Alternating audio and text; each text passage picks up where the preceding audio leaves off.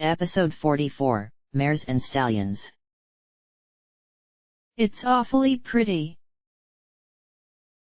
Yes, she was. The wasteland is a poisonous place. I don't mean the taint, radiation, and disease, sure, those are problems, but they're not the wasteland's true assault. All of those can be fought or borne. They could even be defeated entirely. But not by one pony working alone or by warring gangs or small, scattered, distrustful settlements. Red Eye Slave Empire might be able to do it, but then the old horrors would just be replaced by new ones.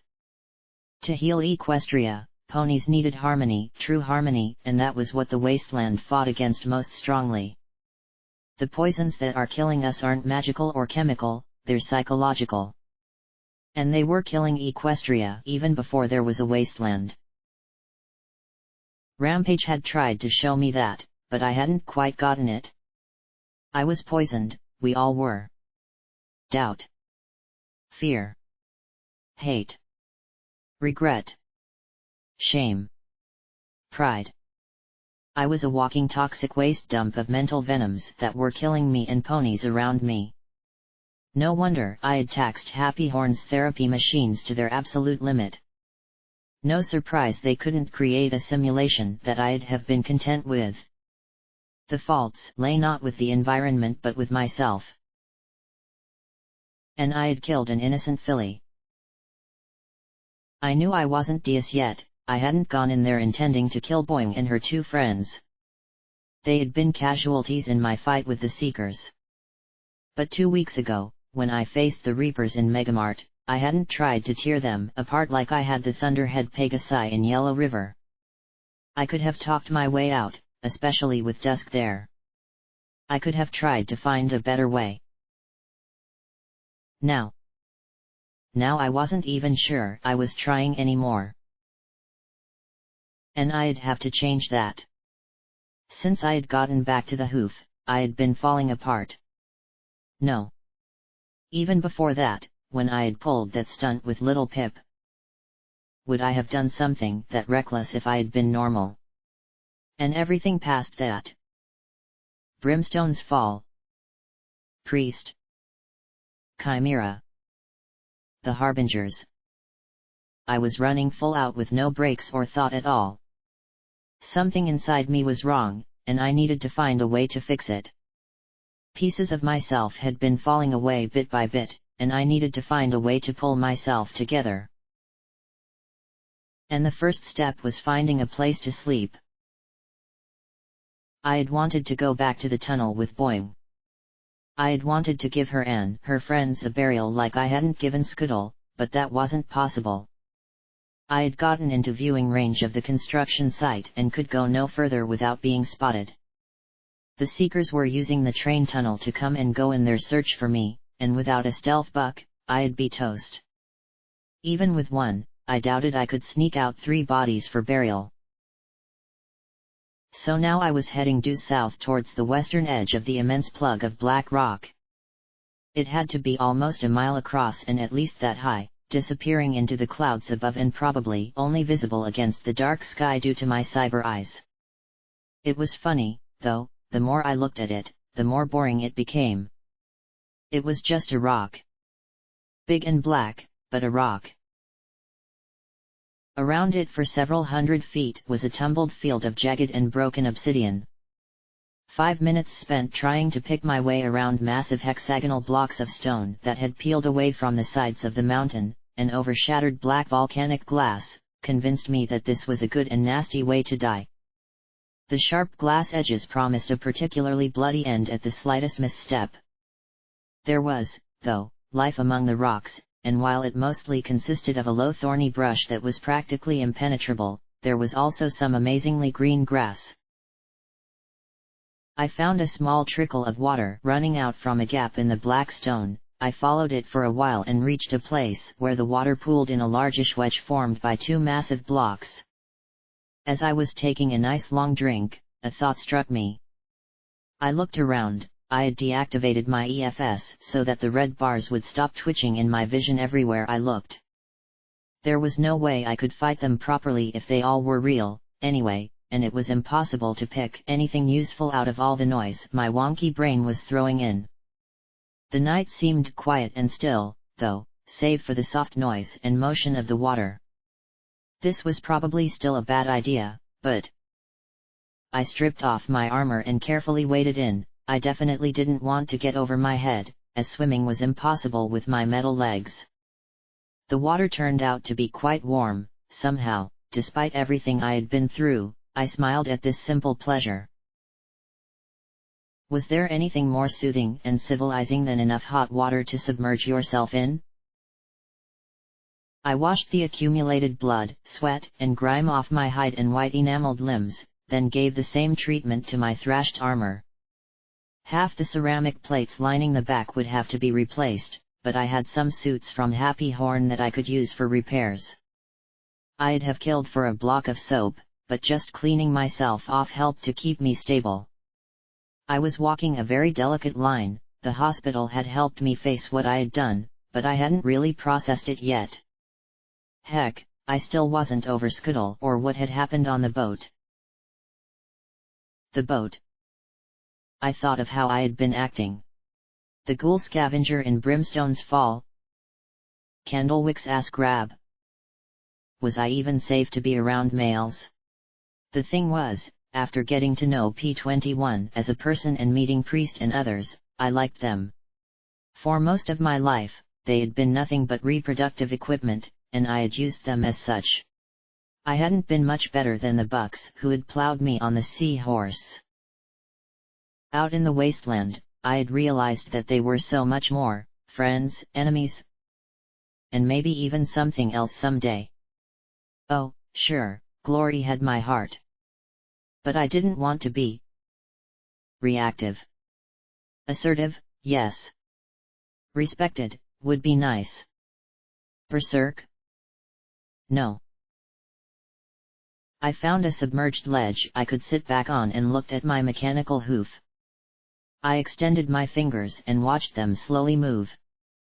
There was a special kind of magic there, taking my thought to move and translating it into the motion I wanted. Enchanted to repair itself and to magically translate feeling, pressure, temperature, and damage. Tough. Yet as I stared at the water beating on the white surface, I had to admit that, if I had been given a choice, I'd have had my normal limbs back. But I was a cyber pony. One I had known had been content to be reduced to a life in a jar. The other had been a sadistic monster. The only other people like me that I had met weren't even ponies.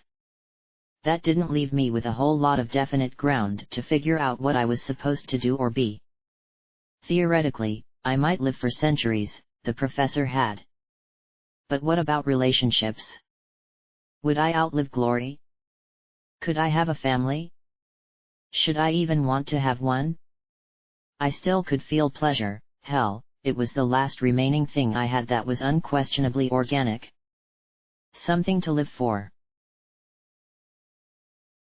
If only the thought of it didn't make one part of me start to panic and another part of me feel horribly guilty and another part feel ugly and mechanical. I touched the restored left side of my face. Glory had saved my sanity. I never would have lasted if I couldn't even look in the mirror and not see a machine. I gave a rueful smile as I played matchmaker in my head. It helped take my mind off other things. If I were to get physical with a stallion, who would it be? P21? Ah.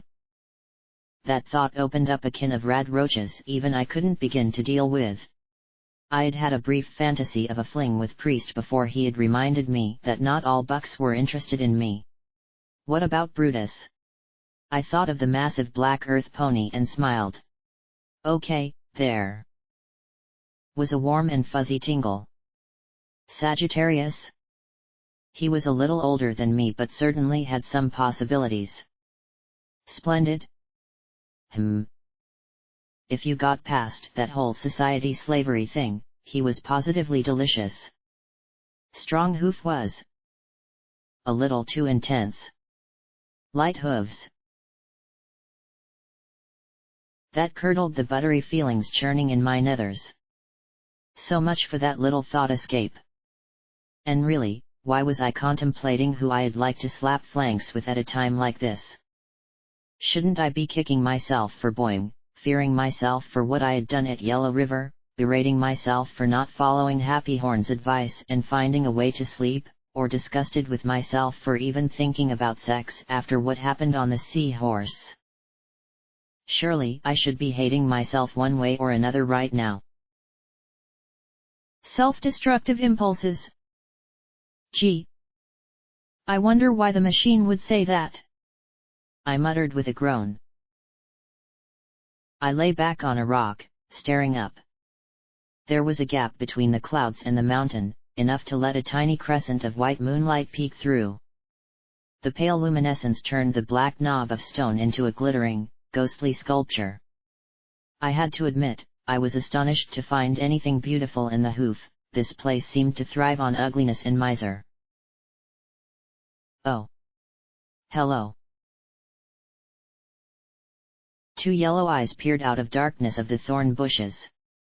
Vertical pupils cut through yellow irises, coming to points like a dragon's. The eyes watched me with a very steady stare, and I didn't dare move towards the gear I had left dripping on a rock beside the pool. Finally, a minute passed, and I began to get more and more tense. "Can I help you?" I asked as I slowly moved to stand on the ledge. Step by step he emerged. He was a pony like none I had ever seen before. His hide was a dark gray and his tail a deep purple. I couldn't see his mane under his helmet. To my shock, he had wings. But not wings like a Pegasus. These wings were leathery skin similar to a manticore's rather than feathered, and his large ears had prominent tufts at the ends. I had never seen a monster pony like this before. And I had thought that Brass had been the last one anyway. He wore dark purple metal armor that appeared almost archaic but also quite intricate and clearly well crafted and tended. At least that suggested he wasn't a feral monster. "Okay. Look. Sanguine is dead, so let's just let bygones be bygones and I'll be on my way, okay? Okay," I said with a strained grin. He stood on one of the rock slabs that formed the pool wall. I saw he had a freshly killed radhog slung across his back, bleeding all over his sides and wings. He simply looked at me and then removed the ornate-looking helmet, revealing a short mane the same purple as his tail. Next to it he set his kill. Then he took off his armor and I amended one little fact: he wasn't just a stallion. Look past the freaky wings and the eyes, and there was absolutely no denying he was a damned good-looking stallion. Little apprehensive alarms began to sound along with an admiration I just been practicing earlier. I had to admit that from a purely biological standpoint, he was damned fine. Toned flanks sporting a strange heart-shaped Gothic shield, strong shoulders, he was big but not too big. I shook my head hard. Okay. Not the time for this. Of course, that did nothing for the part of my mind that was screaming and making my nethers clench. Another little part of the crazy that was my brain wanted to get friendly then and there just to prove that what had happened to me wasn't in control. Fortunately, I had just enough sanity left to seize both impulses and send them into opposite corners of my mind for a timeout. "Hey. It's really nice to meet you. At least, I hope you're nice. I mean, of course you're nice. We're all nice here, and..."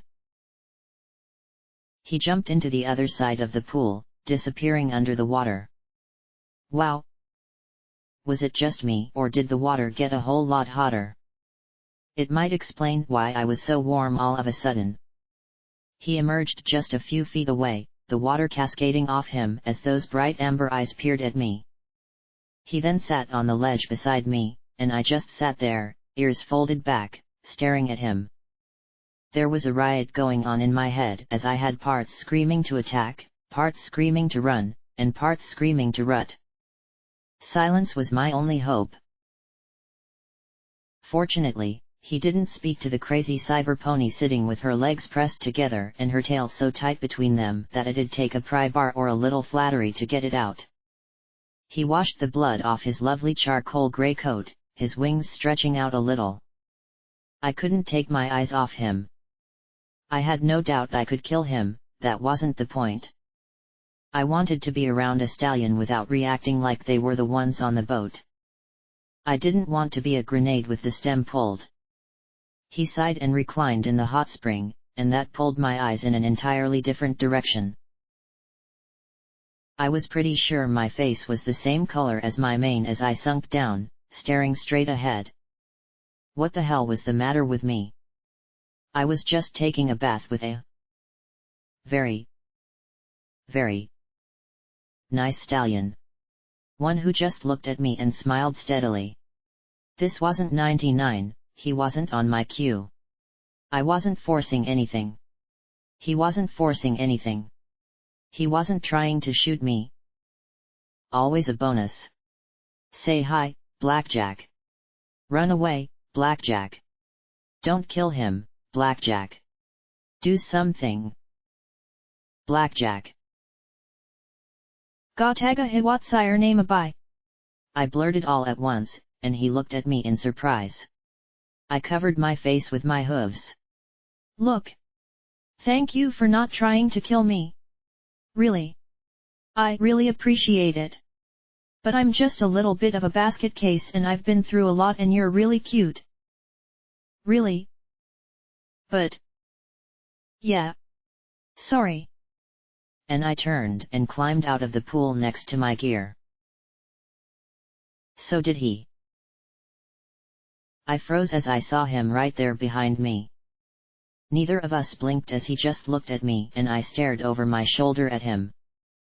If he put one hoof on my flank I'd kill him. But I also really wanted him to. And I also felt horribly guilty for wanting him to. And so I just stood there as he sniffed the crazy mare. Okay.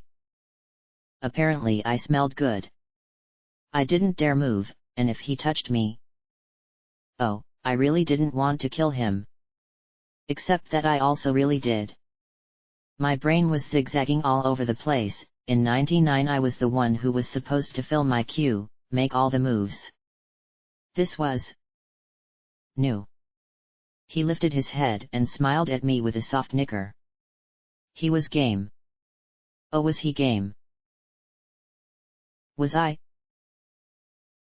Finally, the assorted crazy that was my brain lurched to a decision as I turned to face him and backed away.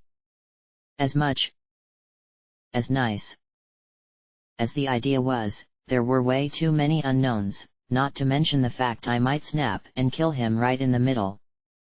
I was really glad for once that my heart wasn't pounding in my chest, the noise would have been a dead giveaway. But I didn't know who or what he was beyond male. Sweet Celestia, was he? But I didn't even know his name, not to mention species. Look. I need to go. I am. Really? Not in any condition to. You know. And. Thanks for not killing me. Or trying to. It's just. Yeah. Okay. Please don't follow. Please don't follow, I mentally begged as I went to my gear. I'm really flattered, but I'm kinda cursed and a little unstable and I really appreciate what you're doing, but really, it's just a bad idea and I don't even know your name or what you are exactly, so thanks, but... I babbled a constant stream, hoping that I'd eventually hit the word or phrase that would convince him I was not the kind of mare he wanted to rut with. I looked down. Gear. Guns. Good to go. I just bundled them up in one heap. I'd put them on later when there wasn't as much penis around me. Nice penis on a strange bat stallion who might just be sizing me up to eat, or, I looked up and he was right there. Just Right there in front of me with his bright eyes. And what was the matter with me? What was the matter with him? Wasn't there this huge sign around my neck saying, "Don't spank flanks with the crazy"? My brain gears locked up. "Hi," was all I could squeak out. "Please, I'm not safe to." "Ah," I whimpered as he leaned in. I really didn't know what I'd do if he. Apparently, it was stop thinking. His lips met mine, and while I was in no condition to be kissed, another part of me came roaring to the front of my mind and with primal rage stomped every last bit of guilt from my crazy. Don't kill him. Please don't kill him. No doubt I'd be angsting like crazy for this later, but for right now I just let it go. I kissed this strange, utterly anonymous stallion back. No doubt he'd turn out to have some sort of terrible secret or dark past or traumatized soul or something. But right now, I had to admit he was a damned good kisser. There was just one thing. I slugged him so hard he landed in the middle of the pool with a splash. Fortunately, he wasn't half metal and floated there in a daze as I huffed, inventing all new colors of red. With him further away and my ardor momentarily doused, I was able to sort a few things out.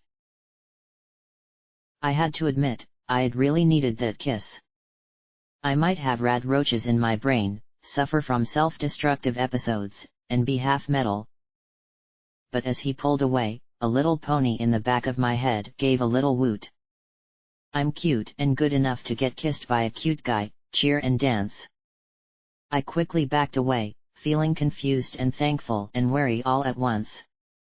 He blinked at me from the middle of the pool, and I was oddly glad and at the same time alarmed to see him smiling ruefully. Thanks. But don't do that again, I said as the cheer wore off and wariness resumed, but he seemed to be content with just that and backed away.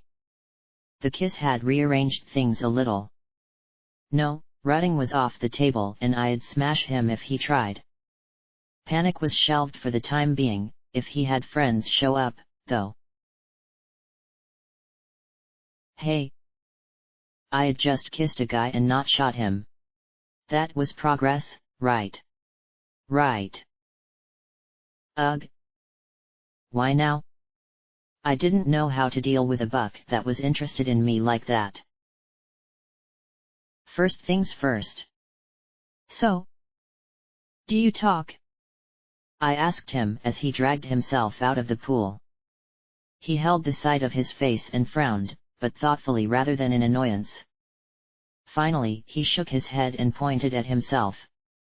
His mouth opened and closed several times, but then he pointed his hoof at me and covered his ears. You can talk, but I can't hear it. I asked in confusion, and then he tapped his nose with a nod and smile. But I can smell it. He froze and then sat, waving his hooves in front of him and shaking his head. I can't smell it. He stopped and looked at me now with probably as much confusion as I had. Okay. The important thing is that you can't talk in any way I can understand. He sighed, rolled his amber eyes, then shrugged. He stood and trotted to his armor, then pulled out a chalkboard and a piece of chalk. He popped the latter into his mouth and wrote yes. Just like Ditzy Do, as I recalled. Okay, so we had communication? Sort of. He erased the board with the tip of his wing and then wrote Stygius and grinned as he tapped his chest with a hoof. Your name? I asked, and he nodded once. Stygius. Okay. I apparently attracted all sorts. Okay, Stygius. My name's Blackjack. What are you doing out here? He looked surprised. He pointed at the radhog, then crouched and pounced the rock a few feet ahead of him, all four hooves hitting the ground at once. He swept his four hooves wide, making a popping noise with his tongue. Then he pranced along the side of the pool, fanning his wings. He stopped, covering his eyes with a hoof as he looked at me. Then he gave a broad and somewhat cocky little smile as he dipped his hoof into the pool and made a little splash. Then he kissed the air and abruptly stood upright on his hind legs, and slowly fell back till he collapsed with all four legs thrust up into the air. So you were out hunting, made your kill, were flying back, spotted me and decided to flirt. The bat pony sat up, rubbing his chin, and then grinned and nodded. You didn't think I was a raider or bait? Something. He grabbed his slate, cleaned it, then wrote, "Too sexy." Seriously? You thought I was? I was too sexy to be dangerous. Now I was more worried about him than what he might do to me. He grinned ruefully and shrugged, smiling up at me. Clearly, I'd need to hit him again if I was going to work that interest out of him. I rubbed my temples and moved on to the next important question on my mind. What are you? The bat pony blinked, then wrote Luna's guards. Okay. So not a monster pony. And plural. I certainly hadn't heard anything about them in school, or the Wasteland Survival Guide, or from DJ Palm 3. You used to guard Princess Luna. He pointed at himself and then shook his head. He then wrote Great X10 Grandma. Oh. You're the descendants of Luna's guards. I said, and he tapped his nose. I assumed that was his way of saying yes. But why didn't they die in Canterlot with her? He looked at me with a flat expression, and I winced inwardly. I couldn't blame him. That was a 9.5 on the bluntometer. He rolled his eyes and cupped his forelegs, rocking them back and forth. Then he pointed betwixt my legs and tapped his stomach. Then he pointed at himself and held his hoof cold high in front of him. I struggled a moment, then guessed, oh. So there were babies, mothers, and young ponies who weren't in Canterlot. He nodded vigorously. Do you live around here, then? He froze, then forced a grin and shook his head firmly. He looked a bit too nervous to me, though. He glanced out into the darkness, then waved vaguely off towards the east. Ah. Well, very nice to meet you, Stygius. Really, it was nice to meet something interesting that wasn't trying to kill me. But I really should be on my way. I shook the water out of my barding and strapped it on. Stygius looked crestfallen as he watched me. Suddenly, he darted back to his dark purple armor, put it on in a flash, and soared over and landed in front of me with a broad, cocky grin. But due to his haste, his armor was askew and his helmet was on backwards. He froze a moment, then reached up and turned it around straight, trying to maintain a dignified expression. You want to come with me? He bowed deeply. I sat and looked at him flatly. Why? He glanced at my posterior, then grinned and struck a noble pose. It might have been a little bit impressive, even with the backwards helmet, if a second dark form hadn't swooshed out of the night and pounced right on top of him. He slid almost 10 feet, looking up at a second bat pony with the same dusky hide. Her mane was more bluish than purple, but other than that they looked quite similar. This bat pony was a mare in the same sort of armor, and she looked pissed as her bright yellow eyes glared down at him. Suddenly, I could just make out the faintest chirps, squeaks, and squeals at the edge of my hearing as she moved her mouth. The lecture was accompanied by her pointing at me and then smacking him upside the head. Some pony was in trouble. Finally, she huffed and stepped back, letting Stygius rise. She glared at his armor and roughly jerked it all into place and buckled it down, then snorted and nodded before frowning at me. Her hoof pointed imperiously away. Okay. Okay. I get the idea. I muttered as I backed off. Stygius launched himself into the air and landed next to me, the bat mare looking shocked as he landed. I heard the faintest squeaks and chirps as he pointed at me. She frowned at him, now more in worry than anger. She made the smallest chirp, and jabbed her hoof in my direction. Then she looked at him suspiciously and pointed at me again, making another noise. He suddenly looked nervous, fidgeted, and then assumed the noble pose once more and made what I assumed was supposed to be a gallant sound. She looked at him flatly, then sighed and shook her head, taking off and soaring in an arc to land before me. Then she reached out and patted my shoulder gently. I just stared at her in utter confusion as she trotted past Stygius with a scornful snort, grabbed the rat hog in her hooves, and flew off into the night on silent bat wings. I looked at Stygius. So. He sighed, grabbed his chalk, and scribbled twin sister. A moment later, he added Tenebra underneath it. Strange names must be a bat pony thing. He erased it and then wrote, "She mad?" No. Really? Why? Rules. He made a snapping motion with his hooves, then pointed at me and shook his head. Breaking rules? Oh. You weren't supposed to? Join me? I asked. He smiled and tapped his nose. Why not? He blinked, frowned, started to move. Stopped, then frowned again. He erased the board and started to write. Frowned. Erased it. Started again. Finally, he huffed softly and wrote cause, then nodded once. I supposed that would have to do. And you want to come with me? He grinned and bowed deeply. Why? He blinked and started to strike a pose, but at my flat look he froze, his grin becoming tense. He slumped, took the chalkboard slate in his hooves, erased it, and wrote slowly. When he had finished, he hung his head as he held the slate up between his hooves. "You are pretty, mare." Pretty? I said as I took a step back. He nodded and sighed. You want to come with me because I'm pretty? He nodded again, peeking at me.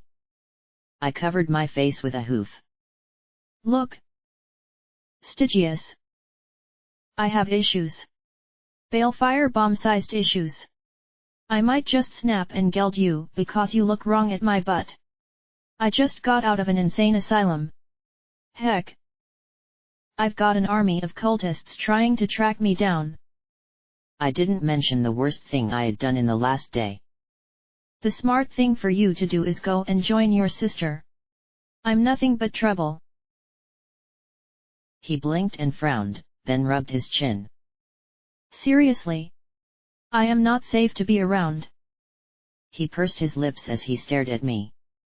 I took another step back. See? Come on. You can't seriously want to come with me just because I'm pretty. He gave an easy grin and nodded. Nasty, suspicious parts of my head were hissing all kinds of accusations. This was obviously some sort of plot. There was some kind of scheme here. No stallion could want to just trot along for the heck of it. He wanted something, and I was fairly sure it was right underneath my tail. But was that necessarily a bad thing? Hell yes, roared part of my mind. Maybe not, murmured another part. Once upon a time, P21 had accused me of having trust issues and that I was really, stupidly trusting. Now here I was, suspicious simply because a strange buck liked me, was interested in me, and wanted to come along. I laughed softly, shaking my head and earning a quizzical look from the charcoal bat pony. Bat pony? There had to be a better name for them. I sighed and nodded in resignation. Okay. But please, don't get killed. Don't try anything too friendly. Then I frowned and added sharply, and don't shoot me. Understand? He looked at me in blank confusion, then gestured to the fact he had no guns. In fact, I didn't see any weapons on him at all. If I was lucky, that meant that he was such a master of hoof-to-hoof combat that he didn't need them. But this being me, it probably just meant that he was good enough to take a radhog by surprise and had never needed to fight anything else. Don't look at me like that. Just because you don't have a gun doesn't mean you won't find something to shoot me with. Wait. I froze as I felt myself turning red as he looked at me with a smile that was way too cocky. Smug, for my liking. I mean bullets. Shooting. Bullets. Just don't. He gave a soft, high-pitched chuckle just barely in my hearing range as he flew lazily behind me. And for the first time ever, it was my tail that was feeling all tingly, not my mane. Together, we picked our way along the scree and thorn bushes towards the southern edge of the mountain.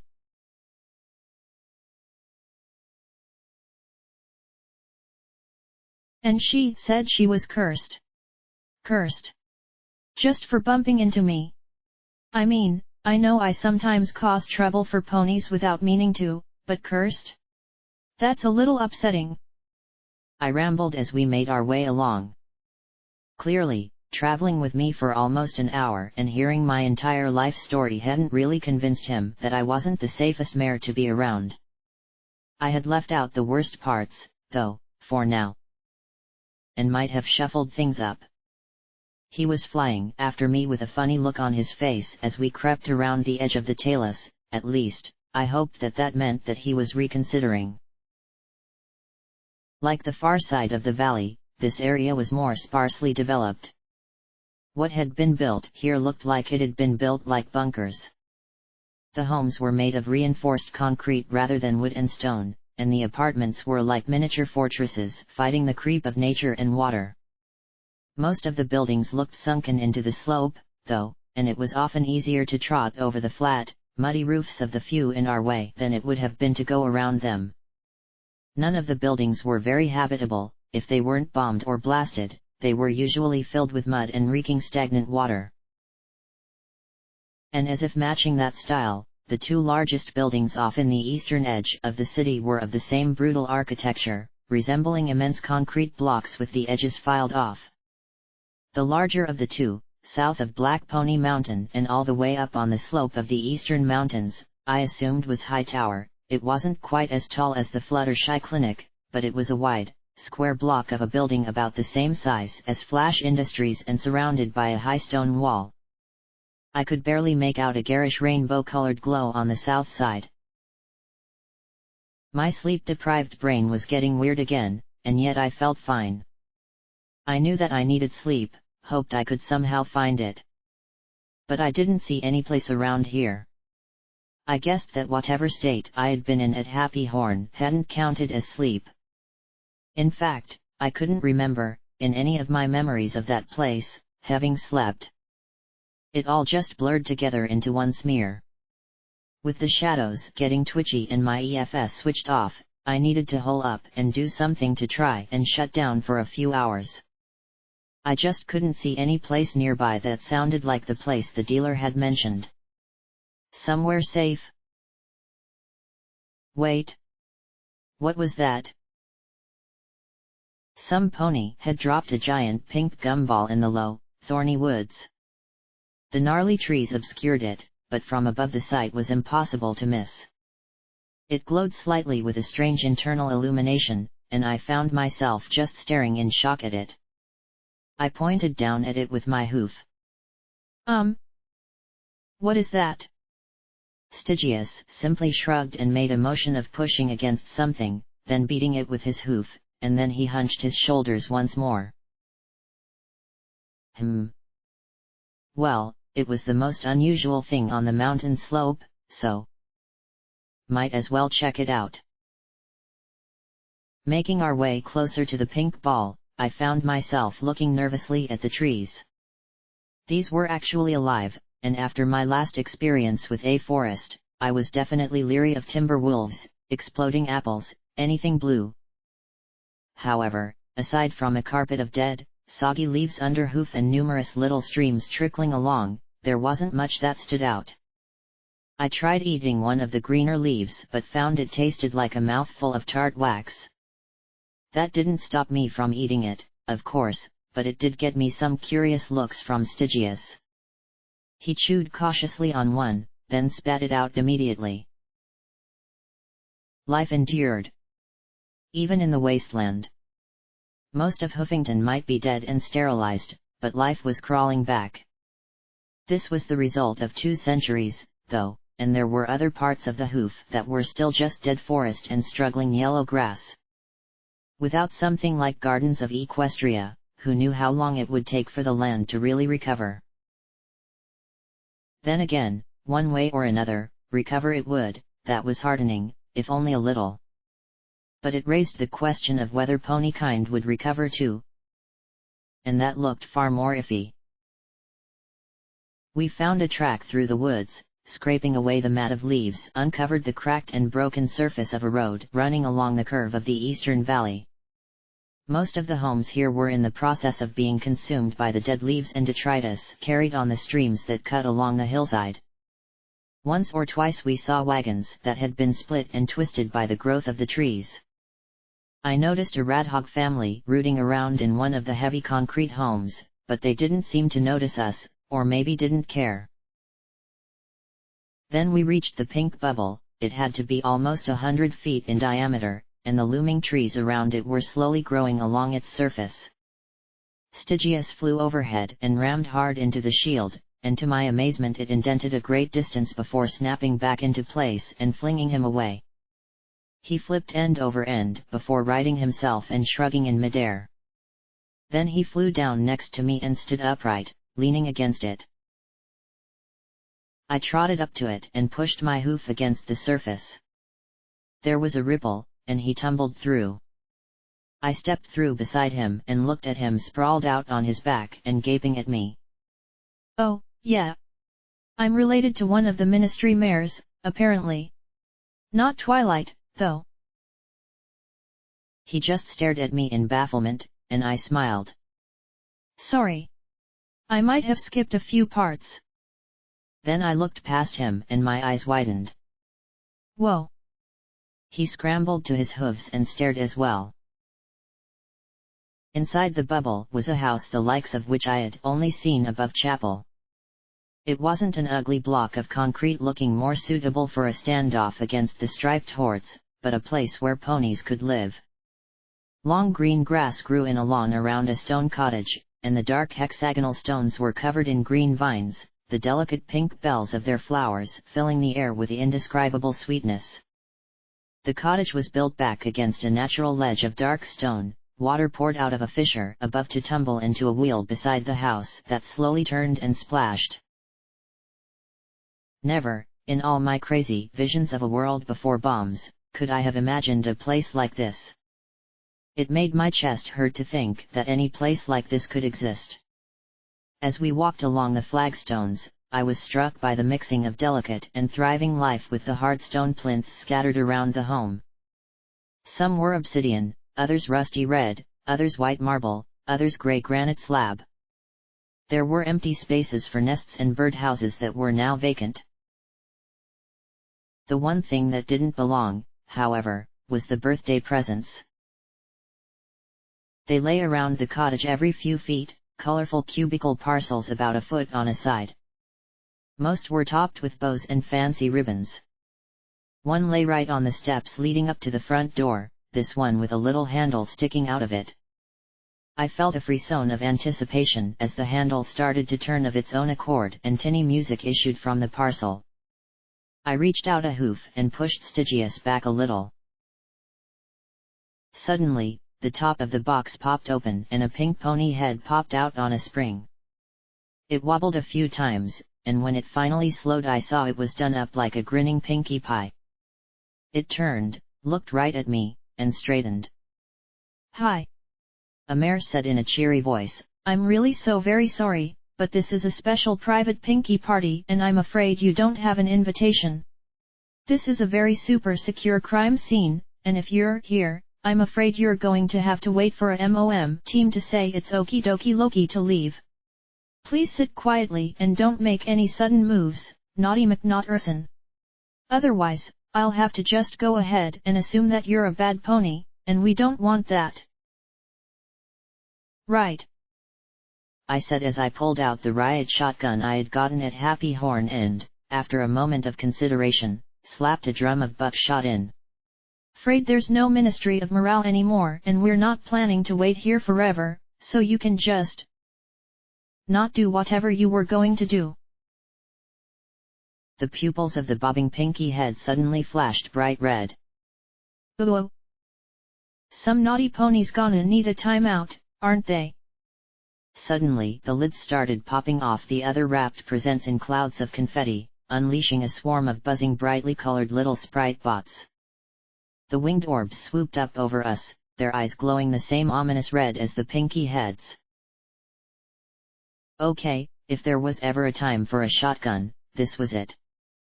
I backed towards the house as the robots closed in from either side, blowing cones of lead out at the swirling machines. They exploded into flying shrapnel, but every gap that opened was immediately filled. I wasn't doing much more than slowing them down, and at this rate I'd have to switch drums really soon. And at that thought, the cloud of sprite bots that had now completely cut us off from the shield opened fire. One of their little red bolts of incineration magic did little more than sting, but these sprites were firing hundreds of them and making my armor start to smoke. There was only one thing to do, get inside and hope Pinkie Pie hadn't left anything else nasty. We ran up the stairs onto the porch that ran the length of the front of the house, and I jerked on the front door. Locked, of course. I gave it a solid thump as the sprite bots swarmed around us and the bat pony darted into the air.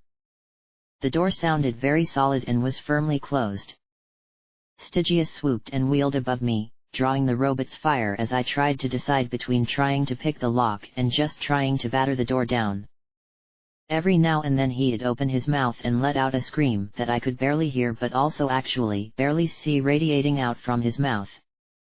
The shimmering screech made the tiny robots in front of him crackle, spark, and drop to the ground smoking, but he had the same problem as my shotgun, no matter how many he took out, there always seemed to be more to take their places. I gave the door an experimental kick. Ow! Okay, lock-picking, then. I tried my best to focus as I knelt at the door, brushing aside the yellow tape printed with crime scene, smart detectives and bumbling assistants only to get at the lock. I didn't have very many bobby pins, and I sure didn't have time to screw around. Focus. Don't think about the buck getting shot to buy you time to do this. Don't think about him turning to ash and drifting from the sky. Don't think about how handsome he was or that he was nice enough to come along with you in spite of your crazy. Snap. Well, I did still have more. Break. 2 more. Crack. Okay. Last shot, and I could not mess this up. Calm. Focus. Twist it just like so. Turn the lock, and... broken. I gave a little scream, grabbed the screwdriver with my teeth, and twisted as hard as I could. For a second the lock caught, and then my luck saved our asses again and it popped open. I kicked the door wide. Stygius! In here! Quickly! He dropped down onto the porch in a landing that was just short of a crash, and maybe not that much, his armor and hide smoking in dozens of places, and the swarm wasn't far behind him. I grabbed him by his armor and hauled him in, slamming the door behind him.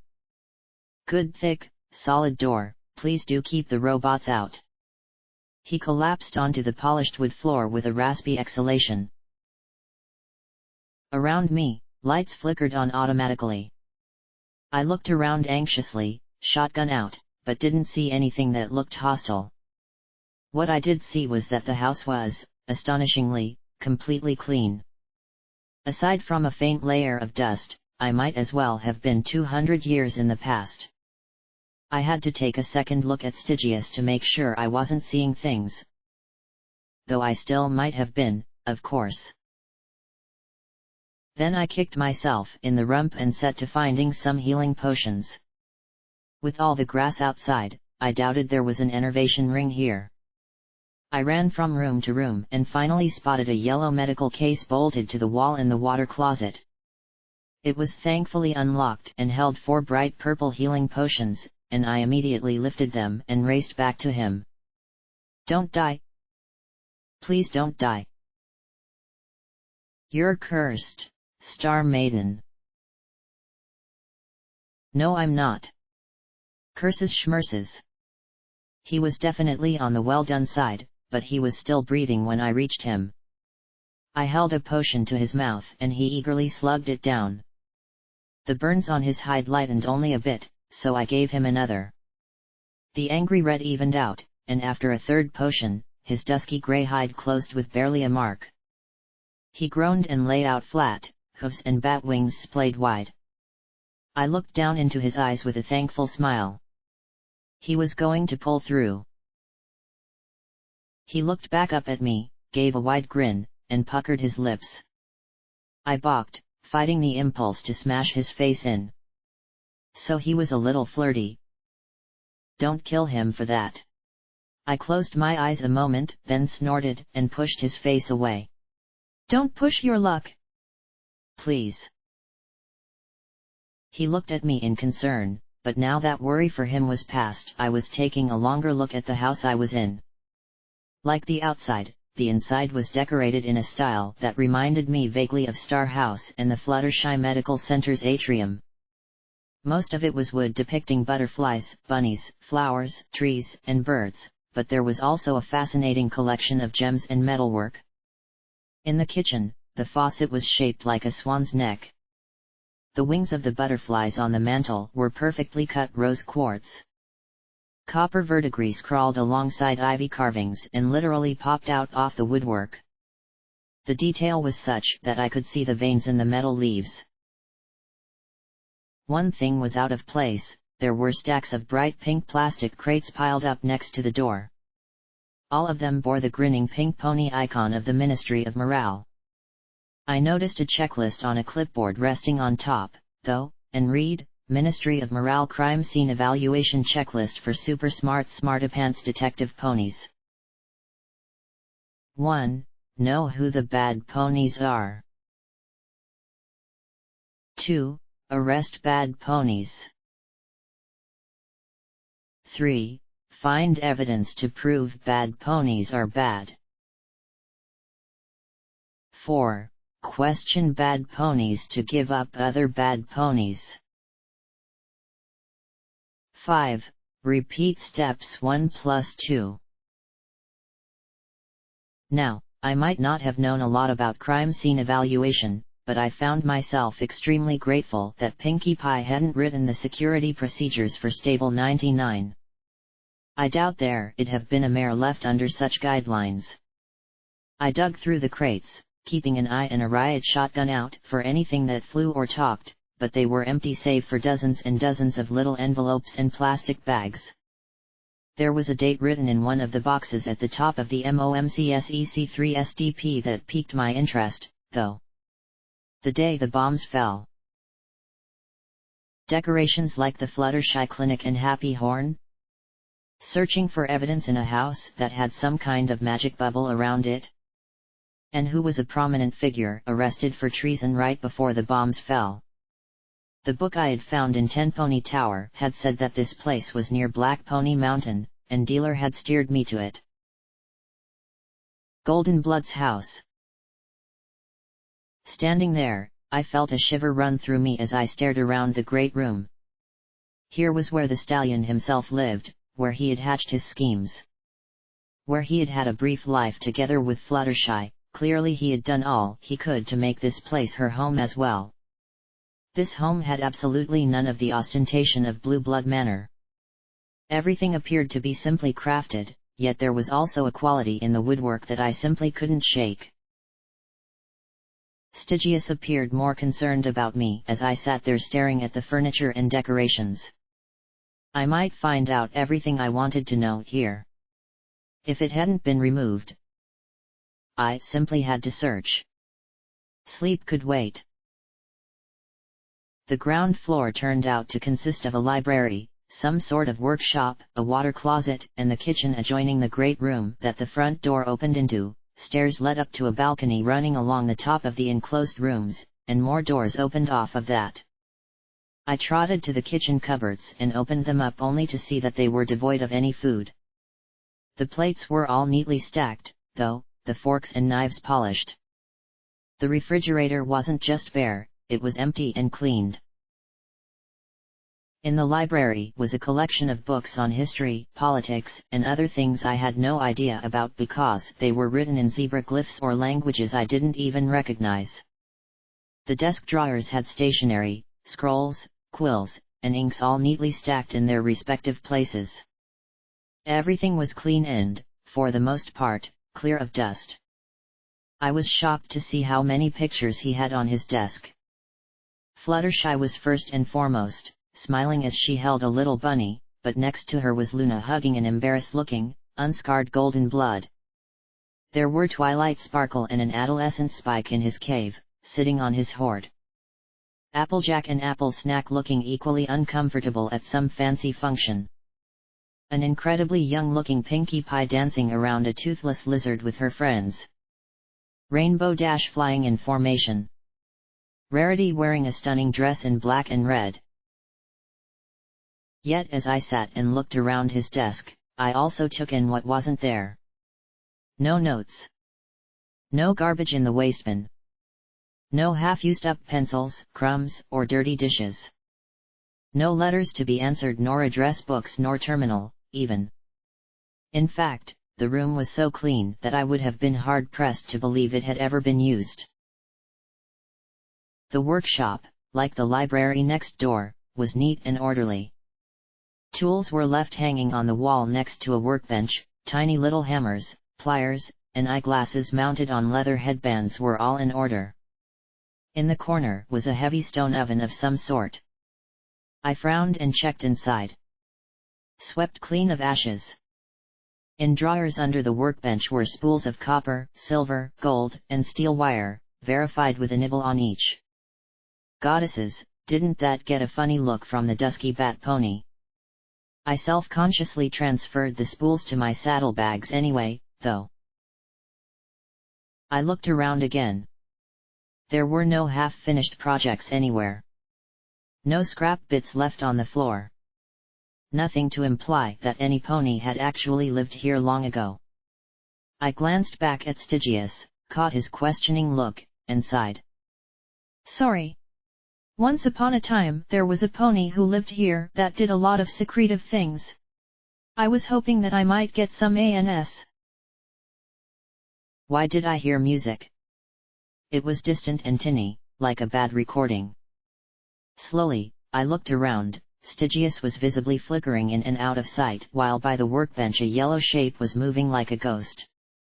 Wait a minute, I murmured as I cautiously moved to the side, towards the corner of the workshop. The further I moved, the more Stygius faded from view and the more golden blood appeared. I heard his rasping cough as he struggled for breath. He wore a clear plastic mask over his face as he levitated a length of silver wire before him. Finally, when I was in the very corner, he appeared completely solid. He also looked like hell. He was covered in bandages, some of which were yellowed and dirty-looking. Yet despite the wet sound of his lungs, he still kept his magical grasp steady as he molded steel, gold leaf, and silver wire together as easily as if they were clay. There was a radio on the table beside him playing familiar string music. Professor? A mare asked softly from the door, and like a ghost materializing, a stricken black unicorn appeared. Her silver eyes were wide and shimmered with tears. A lone candle was on her flank. She sniffed and rubbed her nose. He didn't look up from his work. I'm not a teacher anymore. He wheezed in that boiled-sounding voice. Slowly he turned to look at her, stiffly, as if every motion were agony. His eyes fixed on her standing there as she sniffed. It's not your fault, Sam. It was the wrong comment. How can you say that? It was my fault. All of it. She sobbed as she collapsed, hanging her head. If they... Oh Luna, I wish I had died with the others. He slowly rose, hobbled towards where she lay in a heap, and, moving with great pain, gently hugged her. It is not your fault, he rasped, then coughed that horrid, racking cough. I shouldn't have done it. They did it because of me. He answered her in short, gasping broken lines that I threaded together. You are not to blame, Sam. Not for your kindness. What happened at Littlehorn was not your fault, nor will you wishing to assume responsibility make it better. He patted her mane. I wish I could help you understand that. He held her in his hooves till her sobbing abated. There. Better. She nodded and wiped her nose. What about you, Professor? She asked with a worried frown. When you collapsed at the speech, I was so afraid. He struggled for breath before rasping. I likely have a month to live. 2 at the most. Luna herself is helping to heal the damage to my lungs. He smiled and gave a little shrug, his eyes distant. She wants me to help her set up her government, he said as they shifted, sitting and facing each other. He hung his head as he spoke. Suddenly he arched his back and resumed coughing and retching. He took the mask off and choked a moment, and a thin pink stream trickled out of his mouth and onto the floor, smoking where it met the wood. I remembered how Glory had cut away the environmental suit that had fused to my hide from the pink cloud. Suddenly I had an unsettling idea of where the stallion's injuries might have come from. Sam rushed out and a moment later returned with healing potions. It took 4 before he finally recovered. You should be in the hospital, Professor, Sam murmured, looking at the hissing pink spittle.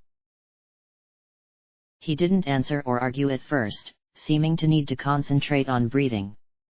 Then, the future of Equestria might be better if I don't survive, he said, so quietly that I almost missed it.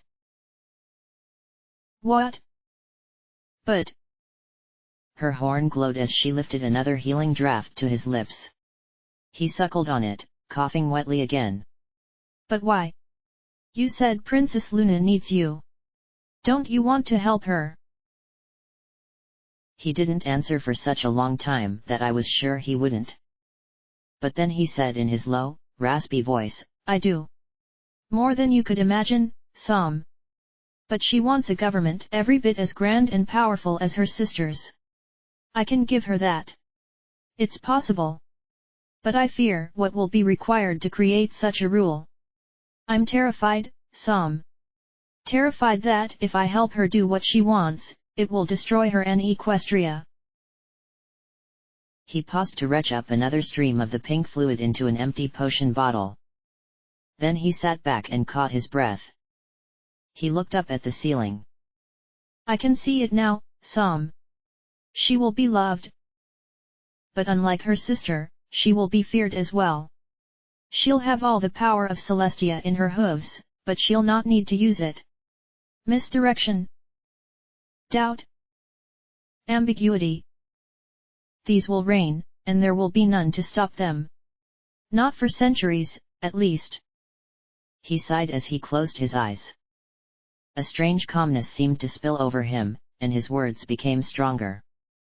It's like I can look ahead the entire span of a millennium, great and terrible and bloody. There will be murder, slaughter, betrayal. History assures it, a tale wrought again and again all across the world. It will be a nightmare, Sam. I can see it clearly. As if it's already happened in old history. Past. Dry. Dead. He shook his head and said in his rasping whisper, his voice flowing like a hissing steam pipe as he spoke with a look of sad resignation, "I've never been so certain of anything as I have this, Sam. So I must ask myself, would it not be better, more merciful, to help it fail? To try to bring about its ruin swiftly and surely, and in the process save the hearts and souls of both Equestria and Luna from that grim future? Or should I embrace audacity and try to steer this bloody calamity towards some yet unknown beneficial conclusion? What is 100 dead? 1,000? 1,000,000? Over the span of 1,000 years and more? What is a few cold betrayals when we've all passed into the ever after?" He shuddered and once more broke into great heaving coughs. He spat more of the pink foulness into the bottle and sighed. "Truly, death would be a fine, if cowardly, escape from these questions churning about in my head." Finally he relaxed, and Sam cracked a tiny smile. "Wow! Are monologues a side effect of the poison, Professor?" Her attempt at humor prevailed. He smiled back. "I'm dying. It gives tremendous license towards the melodramatic." Then he laughed and immediately broke into deep, wet, heaving coughs. When he had brought up more pink, he sighed. "I just don't know what I should do. Professor. She's not just Princess Luna. She's Luna. Our Luna. The one who actually read your papers on petriculture and zebra mysticism? The one who didn't think that a rock hunters club was a stupid waste of a unicorn's time? We have to help her." Golden Blood closed his eyes and shook his head. Sam pressed her lips together, then nudged his shoulder. "If you don't, Professor, some pony else will." The comment stirred him, his golden eyes opening and his lips pressing together in a line. "You're right. I can just see the nobility, wealthy, privileged ponies." He retched again and then stood. "I can just see what my father would do if he got her to listen to him. His lot got us into this war in the first place. A week-long war. Fools. Worthless fools. They'll perpetuate the butchery ad nauseum. It's not as if they send their children to die." Golden Blood muttered as he paced slowly. In time, she'd see through the flattery. But it would take years. Perhaps generations. Before she could be strong enough to rule on her own. You have to help her, Professor. She's Luna. We have to help," Sam said as she touched several strangely parallel scars on the inside of her foreleg. "Please. I know you want to help her. You love her." Golden Blood smiled, slow and sad. "She's a princess. How could I not?" He sighed and looked at her. "And you, Sam? How will you help the princess?" "Me? She stammered, and then closed her eyes. "I think. I've been thinking. Maybe I should enlist." "Sam? Soldiers kill," he murmured. "You burst into tears when you saw a hawk kill a rabbit for lunch. Are you sure?" I know it's wrong. But they burned my home and they killed my school. She stammered and sniffed. I have to do something, Professor. I don't think I could live with myself if I didn't." She bit her lip as she fidgeted. "My roommate Twist is going to sign up. We shared a space above her candy shop, and since it was completely destroyed, well, she says she's going to thump and twist those zebras like they were huge black and white stripes of taffy." He was quiet for a short time, then sighed. "Just, please. If you are going to enlist, Please promise me that you're doing this for Luna. Don't do this out of hate. I won't, Professor, she replied softly. Hopefully they need some pony for support. Carrying water or helping the medics or something. I doubt I'd ever be able to kill any pony. Funny, remembering her fighting alongside Big Macintosh, I'd say she had proved quite able. He smiled and lifted the steel rose with his magic. The glow deepened, and the rose came alive, the petals extending and curling, gold and silver. Finally, he bent the stem and hooked it gently around her ear. It gleamed brightly against her ebony coat. Here. Take this. For luck. Professor. I can't. It's too good for me. I don't deserve something so lovely, she said, blushing. Indulge me. I'm dying. It'd be rude to not accept, he said with a raspy chuckle. Now, help me into the kitchen. The hospital provided some absolutely horrid mush for my meals, but that doesn't mean you can't have something nice to eat. She helped him to his hooves, and together they walked out of the room. My vision flickered, and suddenly a pair of slitted yellow eyes were staring into mine. Gah! I shouted, my forelegs kicking out at him, but he seemed to be wise to me and nimbly darted back. I looked around, then slumped. Whoa! That is so weird. He pointed at me, then suddenly swayed as he sat on his rump and let his eyes go glassy. Sorry about that, I said with a little frown, rubbing my mane. I sometimes have. How to explain this without sounding crazier than usual? Visions, I guess. He looked at me skeptically and I waved my hoof at him. I know. Sounds crazy, but I do. I looked around the workshop with a sigh, then turned. In the corner of the room, right above my head, was a small hole. I had bet my horn that there had once been a camera of some sort there. Why? Golden Blood wasn't the director of anything back then. Ugh. Add mystery 4702 to the list. I rose to my hooves and gave myself a shake, looking at the concerned bat pony. He smiled at me and gestured with his hoof like he wanted me to go on. I groaned and shook my head. You remember the pony I mentioned? The one with all the secrets? Well, he used to be a teacher. He taught at some place called Little Horn. And apparently one of his students blamed herself when it got destroyed. I frowned as I looked at the work table. He was also an artist.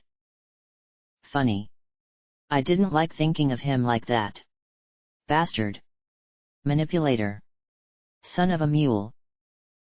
Sure. He helped Luna set up the ministries, but he didn't want to. He really didn't. I shook my head. I guess he cared too much for Luna to turn her down. He gave me a sideways, appraising look. He pointed at me, clutched his hooves over his chest, and thumped them rhythmically as he adopted a besotted expression. I noticed he was just a bit nervous as well.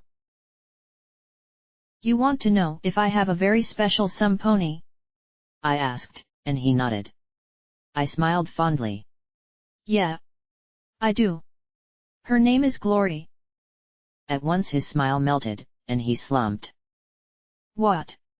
He rolled his eyes towards the roof, hooves wide, looking anguished. What? What's wrong? He pointed at me, then pointed between his legs at his equipment and adopted a disgusted look, thrusting his nose into the air with a snort. He looked so disappointed I couldn't help myself and smiled. No. Glory is strictly mares only, but I don't mind males like that. No. My issue with males is… Come on Blackjack, admit it. It stuck in my throat a moment, but finally I managed to spit it out. Got plowed pretty bad not long ago. Yeah. He stared at me in shock and I felt myself flush as I looked away. That's why I'm so nervous around you. 'Cause I'm trying to, not kill you. Stygius looked mad and worried. He scribbled on his chalkboard slate, "I not hurt you." Then he growled and stomped what I assumed were my imaginary violators. Thanks. I know that. Or he was one hell of an actor. I don't want to do it with you and have a flashback in the middle. I smiled crookedly at him. You wouldn't want to fool around with me if I might hurt you, would you? He seemed to think of it for all of 2 seconds before he smiled and nodded once. I couldn't help but laugh. And speculate. It occurred to me then to wonder how Glory would take my behavior with Stygius. I had only just met him, though, so it wasn't like there was any emotional connection, and she wouldn't be interested in him herself. Probably not even interested in hearing about it. A little recreation would be nice, damned nice, if it didn't involve raping a male on a breeding queue or getting nailed to the floor. Some nice, plain, middle ground sex. I wasn't like Glory. What had happened on the seahorse aside, I liked sex with stallions. A lot. I'd always looked forward to my turn on the queue.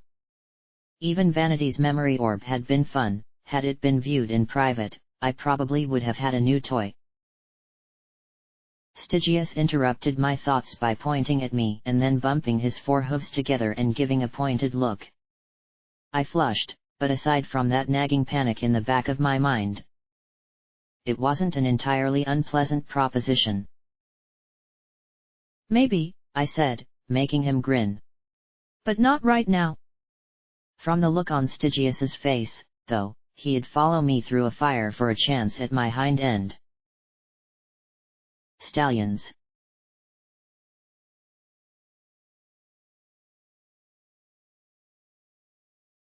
I spent the next half an hour running around the first floor trying to find some flicker or hear something that might be another recording, but the rad roach in my head was waking up and starting to scramble around.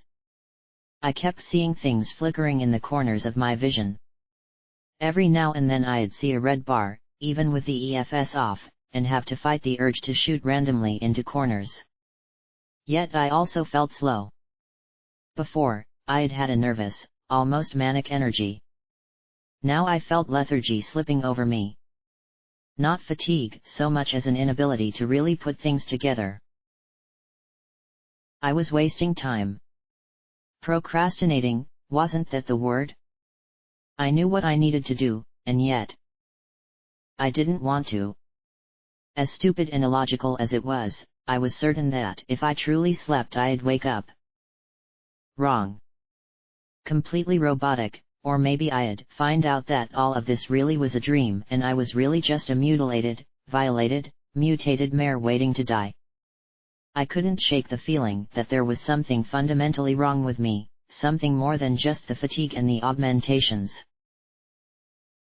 It was like my own mind was trying to kill me. Putting off what I needed to do.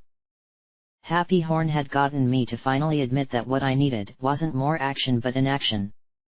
Not more running around but slowing down and facing what was the matter with me.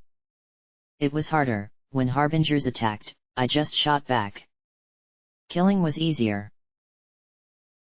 Goddesses, I am turning into a monster, I said aloud, sitting down on the great room floor and cupping my face in my cool metallic hands. At least Diaz was sane. Brutal and terrible, yes, but in control. Stygius stood nearby, looking concerned. I needed friends. I needed other ponies. I couldn't do it alone. And so I smiled at him wearily. I need to sleep. If those sprite bots outside haven't come in yet, we should be safe. And I couldn't imagine Seekers getting in through that shield.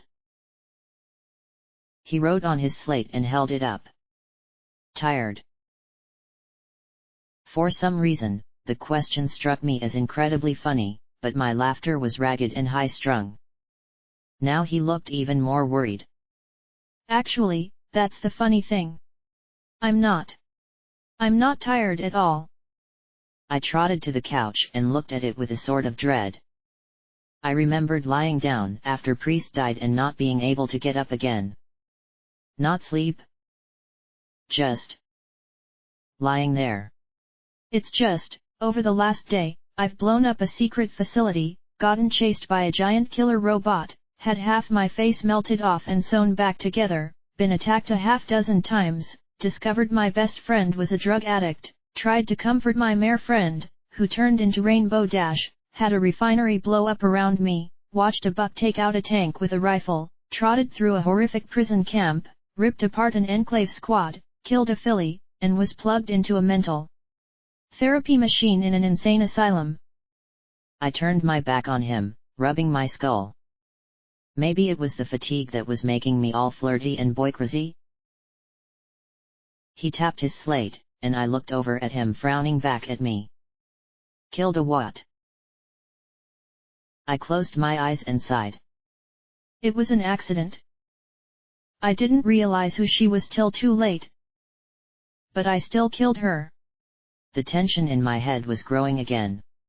I know it was wrong. I want to make up for it. That's all I can do now. That made him look a little less angry and more concerned. He pointed at me and then shrugged in confusion.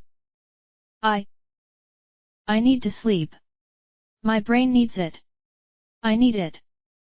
I just wasn't sure I could anymore. He pointed at the couch, and I lay down. Hey, Stygius. I was wondering. Where do bad ponies like you come from? Ugh, procrastinating again, Blackjack. He blinked and scrunched his brows together. I guessed that was the sort of question you couldn't answer in a few words on a blackboard. Sorry. Never mind. I sighed and I closed my eyes. It's been so long that I don't know how exactly to do this. I lay there for a few seconds, then heard the soft click of a door closing. He was a nice guy. The fact that he wasn't okay with what I had done to Boing showed that he wasn't just some killer. Okay, maybe he was a bit of an idiot, following me. Assuming he didn't have some outside agenda. Maybe he... Sleep, Blackjack. That's what you need now. Sleep. Don't think about anything but that. Though it would be nice for P21 to have a guy he could... hopefully relate to. I hope they could be friends. I know Glory would probably be fascinated by him. Unless, of course, the Enclave already knew all about Luna's guards and the like, Bulletin. I grabbed a pillow off the couch, covered my face, and screamed in frustration. Just stop. I had gone through most of my life not thinking about things. Why was it so hard now? Just sleep, Blackjack. If I sleep, I'll die. I could remember being on the boat, feeling warmth on my face. The feel of Glory holding me as I slipped away. Goddesses, I wanted it so badly. I remembered stars. A vague, fuzzy memory of stars and beautiful music and a feeling of belonging. A feeling of others wanting me to stay. Self-destructive tendencies. Was that why I was so messed up? I had died. I had been at peace, and then... I had come back. Come back as this metal and pony thing. They turned me into Diaz, maybe a less clunky Diaz, but still a cyber pony. Glory had been right not to tell me. If she had, I wouldn't have let her. Better some more worthy pony like the stable dweller take EC 1101 and try to find out about Golden Blood and Horizons. Instead, she had plotted with everyone behind my back to save my life. How dare she? How could she? What gave her the right? I opened my eyes and stared up at the ceiling, my mechanical fingers about to rip the flowery pink pillow in two. I was angry. At Glory? I was. I really was. I felt hot tears running down the sides of my head. Ever since I had come back in Tenpony, I had been trying to tear myself apart because I was angry at the mare I loved. And yet, I did love her, and yet some fundamental part of me was outraged that she had turned me into this. Yes, technically she had saved my life. Yes, she had done so out of love. Life isn't about what you want, Miss Fish. It isn't about what happens to you. It's about how you respond to it. Some pony had told me that a long time ago, a stallion with a candy cane striped mane on a long walk to medical. How had I been dealing with coming back? I had bottled it up like P21. Let it fester. Let it drive me to be reckless. Stupid. I had turned my back on my friends and turned my back on Glory. I lay there and closed my eyes. I imagined a great bank of electrical switches. One by one, I slowly flipped them off. I turned off my thoughts about Stygius and my newly annoying libido. I shut down my uncertainty and worry about the Harbingers, the Core, and EC 1101. I switched off the nagging curiosities of Golden Blood and Project Horizons. One by one, it was like bits of my brain were going dark. I deactivated my newly discovered anger at Glory and powered off my concerns for my friends. Finally, I broke the connection to my self-hatred for what I was, a filly-murdering mechanical monster. I was left with one last switch in my head. My fear. My certainty that if I pulled it, I would die. I imagined the mare in black from the Happy Horn simulation trying so hard to protect me. Protecting myself from the very thing I needed most. I grabbed the handle of the switch with my magic and started to pull. You'll die. A part of me said as everything let go. Maybe. But perhaps you get to dream when you're dead.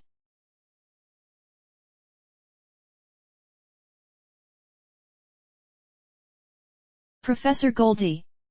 I got to go to the bathroom. Rampage whined, the striped filly hopping about with her hind legs crossed as we scrambled along the floor of the canyon. The students all carried their own saddlebags and wore hiking boots on their hooves as they made their way along.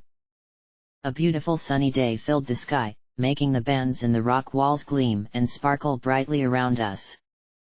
At our lead was a younger, healthier, happier Golden Blood. The river poured through the curving divide, bouncing and spraying over rocks as the Rock Hunters Club made our way along the bank. There were ponies I knew and ponies I didn't, yet I could see them all so clearly. You know you're in the middle of the woods? Pick a tree. P21 muttered beside me, rolling his eyes. Overhead, Glory and Stygius were hovering over the riverbank where water had polished the boulders until they resembled giant grey eggs. The grey Pegasus filly was telling a tan Pegasus colt that they couldn't have been left by dragons. Don't fly out too far over the river, Glory, pound cake, I called out in concern as the flyers wheeled about over the boulders. I helped lift a tiny boo and scotch tape up over a ridge of stone, my magic holding them steadily. I don't even know why they're allowed to go to our school, a coltish trueblood said with a snort. It's Luna's Academy for Young Unicorns. I mean, really. What are Pegasi and Earth ponies going to learn about magic? While it's true that most of our students are unicorns, Golden Blood said quietly but in a tone of voice that made my ears perk up, there are forms of magic that are beyond most unicorns. For instance, you might spend your entire life trying to learn a spell to tend a garden, while an Earth pony could accomplish it with ease. And just as we can learn from them, they can learn from us. Besides, piped a tan unicorn filly beside Rampage, he's my brother. So he can come to my school with me if he wants. Well said, Pumpkin Cake, I said, giving the young mare an approving smile. She beamed back. True Blood snorted at me. Well, fine, but I don't know why unicorns with less magic than an earth pony are allowed to be here. What's she going to teach us? How to not do magic? Suddenly a rock flew through the air and smacked him upside the head. Ow! He stared at the filly. Professor! She threw a rock at me. Accident. My magic went off. Pumpkin Cake retorted, sticking her tongue out at him. Professor! True Blood whined. Unicorn magic is a strange and sometimes unpredictable thing. Especially when you're insulting said unicorn's family and friends. Golden Blood countered. The colt snorted and muttered, at least for unicorns that have magic. He glared at me sullenly. She shouldn't even be here. When I tell father, he'll write to Princess Luna about me being around dead horns like her. I dropped my head a little. I really didn't want to get fired from this job. She is my assistant, and her magical ability is none of your business, Golden Blood countered with a tone of soft yet firm reprimand. Their eyes met, and the maroon colt lowered his head, muttering to himself. Golden Blood's gaze met mine, and the pale unicorn smiled. Professor Goldie! Rampage whined as she hopped in place, screwing up her face. Tree. Just. Use. P21 muttered. Golden Blood sighed. I'm afraid he's right. Otherwise, it's a long way back to the toilet at Littlehorn. Ooh! She whined and then darted off into some brush. Don't look! She shrieked. Who'd want to? P21 asked as he shook his head, looking around at the others. Hey, what are you doing in those bushes? Pound Cake called down from above. The filly's scream echoed up and down the canyon's walls. With that disaster out of the way, we reached a spot near the end of the canyon. Here the black rock was scoured clean by a torrent of water pouring down from hundreds of feet above. Cool mist played on my hide and dripped off my mane and into my eyes. I wiped the wet strands away and sighed, looking around at the bands of stones in the canyon's walls, shown so clearly with the wet bringing out their colors. One particular reddish-yellow band of stone stood out above the others. That was because this one had teeth. The massive fangs of some enormous creature were frozen in place where the profile emerged from the rock. Whoa, cool! Pound Cake said as he flew above us all. Whatever the creature was, it had been 2 or 3 times the size of a pony. There were lots of other grayish bones visible in the rock band. Thank you, Pound Cake, Golden Blood said as he smiled at the tan Pegasus colt. If you remember our last session, I pointed out how when sedimentary rocks form, they create bands of stone called strata. These strata are usually arranged from youngest rock at the top with progressively older and older stone the further down you go. Like your room, bro, Pumpkin Cake teased the Pegasus with a grin. What about those, Professor? Are those B bones? Rampage stammered as she nervously poked one of the shapes embedded in the wall. Once they were, but now they've become special rocks called fossils. Long ago, this creature was as alive as you or I. Golden Blood said as he gestured at the cliff wall. Then it died and was buried in this muddy sand. Over a very long time, its bones were transformed into rocks like the ones you see here. His horn glowed as he levitated out a rock hammer, carefully picked one of the fossils free, and passed it around. Or at least passed it around till it got to Boo. The pale earth filly then popped it into her mouth and started chewing on the fossil like it was an extremely stale biscuit. How? Was there an outbreak of cockatrices? Trueblood asked with a skeptical scowl. Actually, there are some theories that the transformation occurred with no magic at all. Golden Blood said with a smile. The maroon colt snorted disdainfully. Yes, that's the typical reaction, the pale unicorn said with a chuckle. Oh! There's another one, Professor. And another. Glory cried out as she dropped down to the bottom of the yellowy-red layer and pointed her wing at the darker layer below it. And even more down here. Only, these look like bugs. And there's a fish.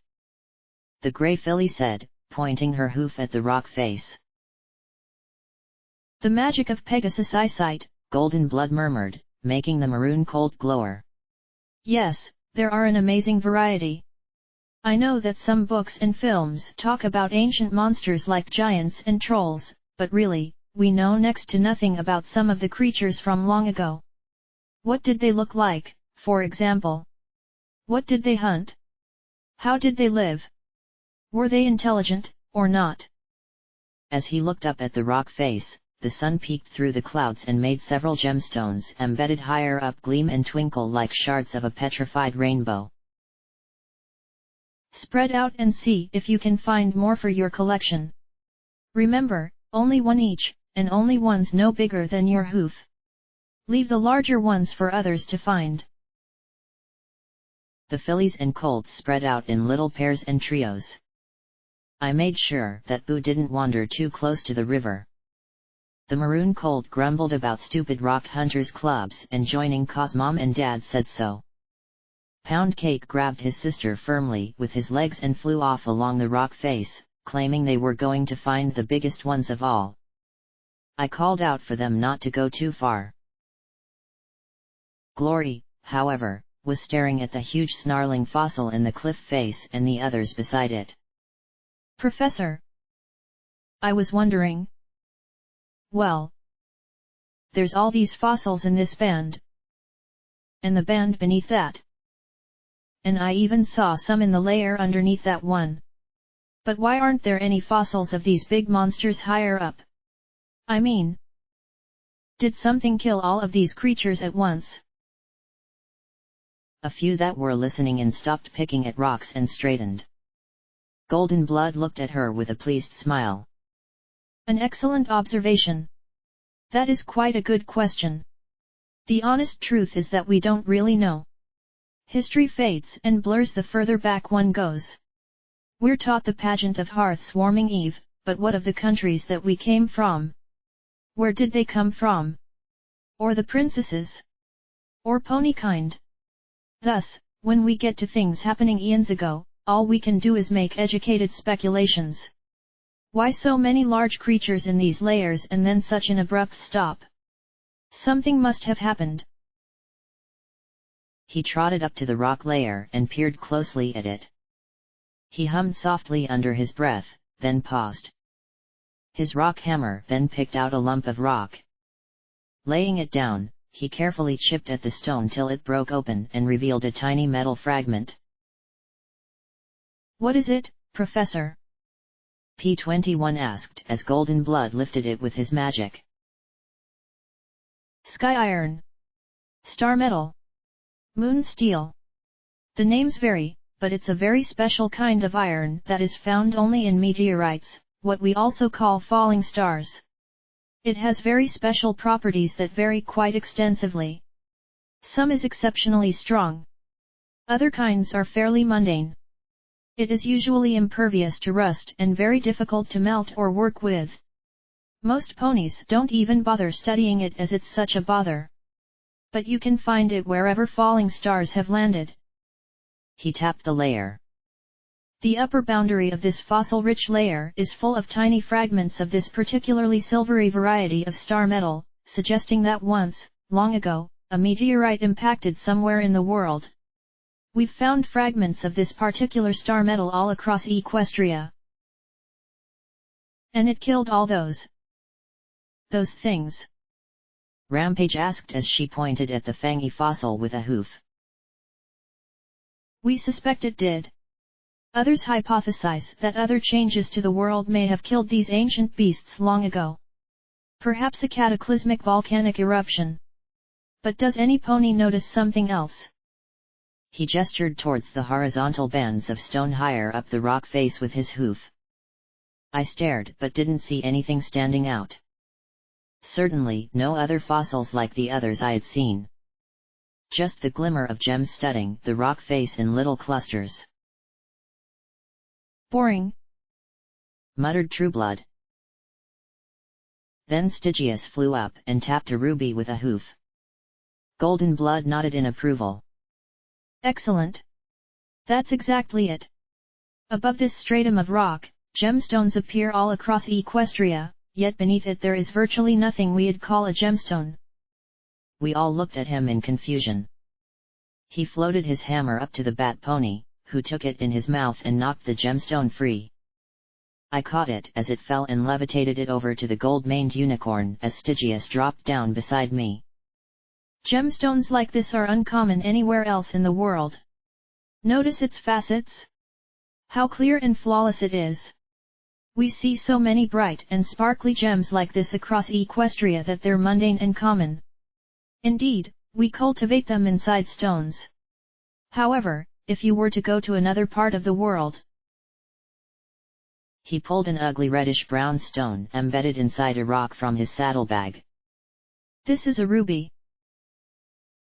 I'm sorry, Professor, but that can't be right. That's a ruby," I said as I pointed at the glimmering gemstone. Every pony nodded in agreement. Golden Blood chuckled. "I assure you, this is a ruby. Same hardness. Same crystals. Cut and polished, it would look the same.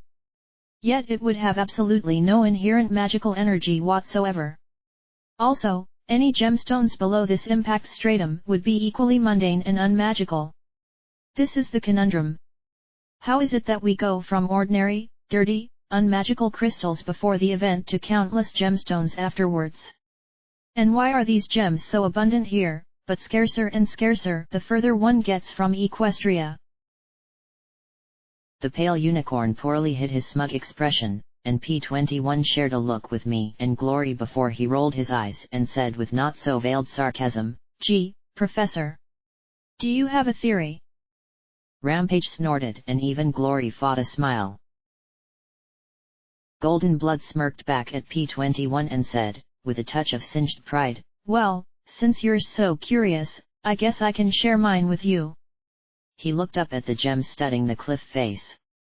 "I suspect that when the meteorite struck, so many creatures died so suddenly that the release of all that life energy condensed in the gemstones that are abundant in our land.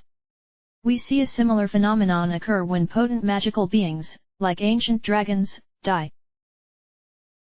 "Is there going to be a test on this, Professor?" Trueblood asked, rolling his eyes. "I didn't think Rock Hunters Club had marks." "Just because you've got rocks in your head doesn't mean that the rest of us aren't interested. Right?" Glory asked eagerly as she turned to the rest of us. Boo tilted her head and looked up at her as she chewed on her tail, P21 gave a shrug, Rampage scratched her head, and Stygius was checking out my rump. Glory drooped in the air. "Well, I'm interested." "It's all right," Golden Blood said as he looked at the students hunting for fossils and then turned back to me. "It looks like Pumpkin and Pound have wandered off again. Can you see if you can find them, dear? They're probably further back along the canyon. Tell them we have perfectly fine fossils for them to pick here." He looked back at the rest of the colts and fillies working on the stone face. "I'll keep an eye on every pony else here." I trotted away with all due diligence and speed, calling out their names as I picked my way through the canyon that arced along the edge of Little Horn Valley. Seen from far above, it would have created an image of an immense crescent moon. The river slowed as the canyon widened. While the terrain was rough and wild, unicorns had already put their horns into shaping the stone and molding footpaths, slowly but surely transforming the canyon into an immense garden. Where earth ponies would cultivate the land and Pegasi would simply ignore it, unicorns simply had to shape the land to their whims. What would zebras have done with the canyon and the valley? Would they have molded the dark stone into delicate yet sturdy bridges? Tended to the land so that it was lush and green as possible? Or just ignored it? Professor Goldenblood said that the zebras built beautiful and exotic cities while leaving the wilderness wild, but it was difficult to imagine an entire world that was left like the ever-free forest. I came around the bend and could see the school built into the side of the cliff face. In less than 6 months, with magic from the princess herself, Luna's Academy for Young Unicorns had been erected. A round curtain wall topped with elaborate towers rose beside a lake in the widest section of the valley. Diamonds enchanted to twinkle like stars would illuminate it once night fell. Built into the wall of the canyon in brilliant black marble was a palace unlike any other outside Cantor lot. The structure rose higher and higher till a final black spire soared above the lip of the canyon and into the air over the valley. "Ma'am," came a voice from above. I looked up to see Pound Cake fluttering overhead. He looked worried. Not panicked like something bad had happened, but definitely not his usual pugnacious behavior. His brown eyes turned towards a cave in the cliff wall where Pumpkin Cake sat, chewing on a hoof nervously. I trotted my way towards the cave, one of the larger ones I knew of. The canyon was full of little nooks and hidey holes. "We found something." I trotted to the cave and conjured a tiny star of light. I looked at the tan unicorn and asked in a cautious voice, "What is?" "Zebras." I knew that zebras were supposed to be terrible, deadly enemies. What I saw inside, though, were not the fiends we read about in the newspaper but filthy, terrified, and above all hungry people clustered together and wearing rags. A half-dozen had rifles, but it was all they could do to remain upright. Many looked too weak to even stand. The reek was abominable, and I balked for several moments before I took a step forward. "Hello." They shrank back fearfully from one unicorn mare and 2 young ponies. An elderly stallion dressed in a filthy rag slowly moved to the front of the crowd as they shrank back. One eye was covered by a bandage, and he had more rags covering other injuries. He turned and addressed the others quickly, then turned back to me. "No hurt, pony. No hurt." Was he saying he didn't want me to hurt them, or that he wasn't going to hurt me? "No hurt." "Good." I smiled widely, backing off a few steps. Indeed, the reek coming off him made that easy. He seemed to relax a little as the sickly, starving zebras talked to each other in their strange language. I took in how wretched they were and though how wrong it was given that the school was well stocked and could feed 10 times their number. "Food? Help?" I asked as I pointed back in the direction of the school. I knew we were at war with the zebras, but these people weren't in any condition to be at war with any pony. A few that wore filthy cloaks and stared at me coldly gave me the shivers, but could I really blame them? The chief looked at me and then at the starving zebras. "Safe?" he drawled slowly, pointing at the cave. Then he firmly shook his head as he pointed past me. "No safe. Curse. Please. Let me help." I begged. If I left and got food, they might flee to another cave, or worse, try to leave the valley. "We won't hurt you." I slowly backed away, Pound Cake and Pumpkin Cake coming to flank me. Slowly, the mass of zebras began to move towards the exit. As I continued to move, more and more came out. Where I had thought there'd been only a dozen or so, in the end I was staring at nearly 100 filthy and scared zebras. Clearly they didn't like this, but starvation was a powerful motivator for them to trust me. They moved with grace and care, despite their weakened condition. Some even had wagons of a sort, exotic balanced bisected vehicles with one large wheel in the middle that easily crossed the bumpy terrain. Many more young, old, and sick were loaded on these strange wagons. Other larger two- and four-wheeled varieties carried what meager supplies they had. Most looked fearful, but as they talked to each other in their strange tongue, I hoped my entreaties of food and safe were making it across the language barrier. I sent Pound Cake ahead to the school to tell the dean that we had found zebras who needed help. With food and help? Who knew? Maybe this might be something that they could use to end the fighting. The war wasn't worth it if it hurt any pony like this. The front gates of the academy stood wide, there wasn't really any need for them to be closed. The war was as far from Littlehorn as one could get, and the lone old guard's mare just took in the sight of me and a unicorn filly leading in a filthy, starving horde with disbelief. Then she turned tail and scampered inside. Alarm bells started to ring, and the students began to mill about. No pony was exactly sure what to do when the alarms went off. They watched from windows and doorways in nervous anticipation.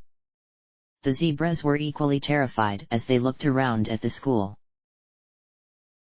The school dean, a sour-looking yellow mare with a grey curly mane, poked her head out the front door of the building in terror. Her horn glowed a moment, then her voice boomed across the central yard. "Release your hostages immediately and depart. This school is well defended." From the tops of the towers along the curtain wall, diamond points began to glow an ominous blue. "This is your last warning." "Wait! Wait!" I screamed as I raced forward and stopped before the front door. Pumpkin Cake stood beside me, and Pound Cake zoomed out of a window to stand beside his sister as well. "They're not attacking us. They need our help." "I tried telling them that," Pound Cake shouted, waving at the dean in frustration. "She heard the word zebra and went stupid."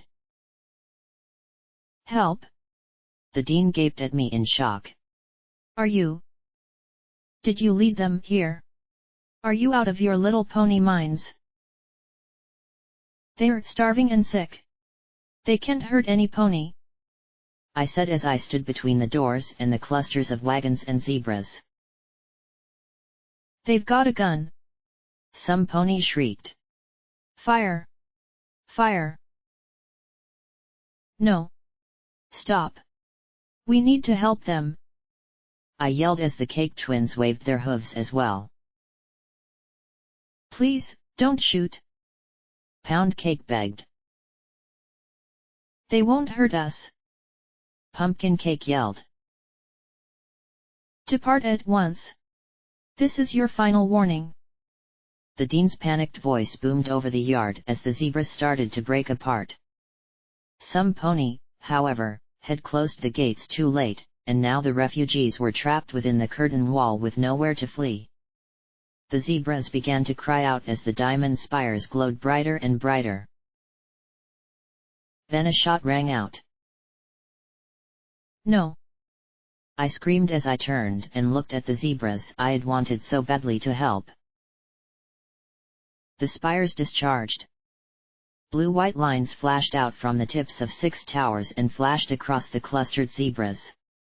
Whatever they touched simply vaporized.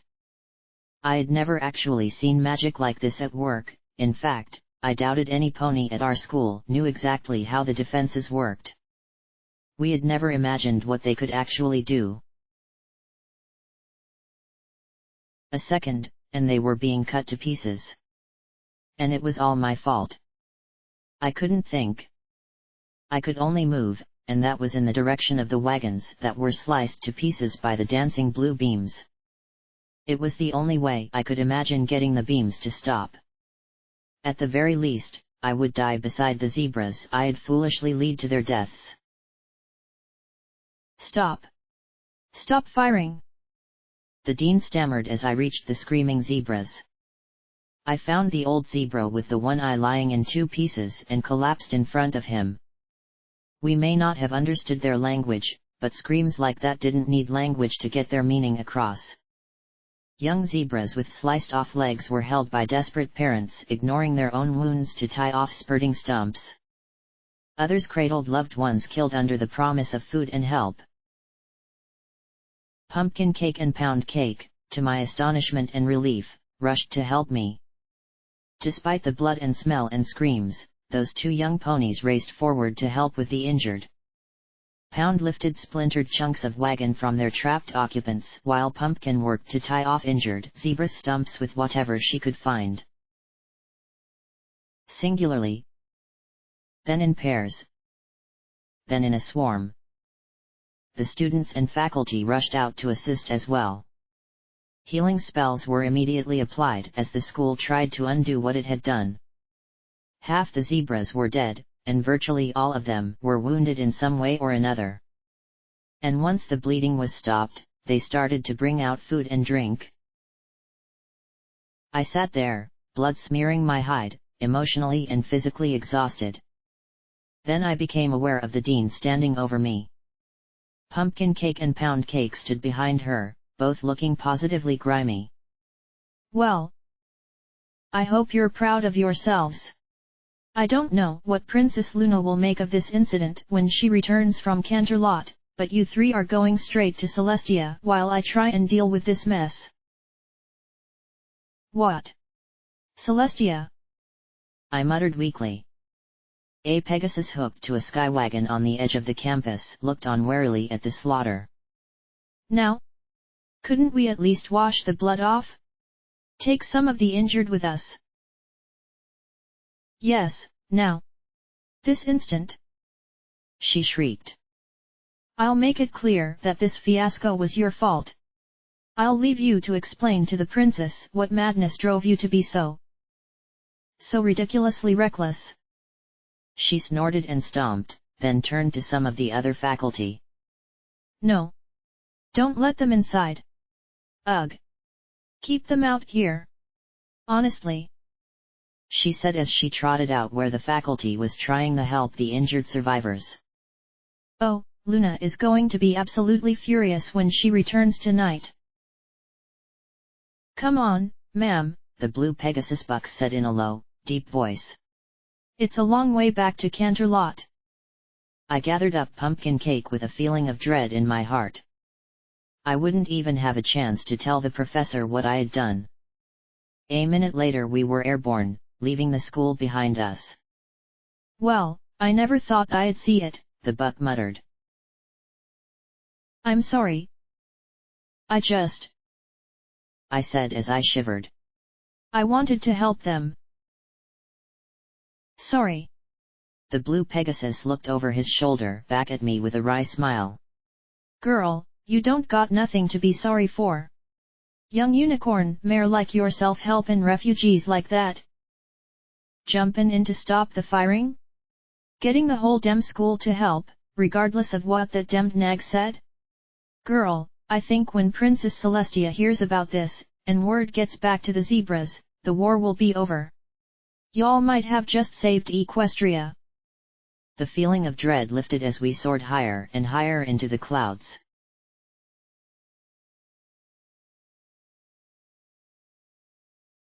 I felt wetness on my cheek, then blinked awake.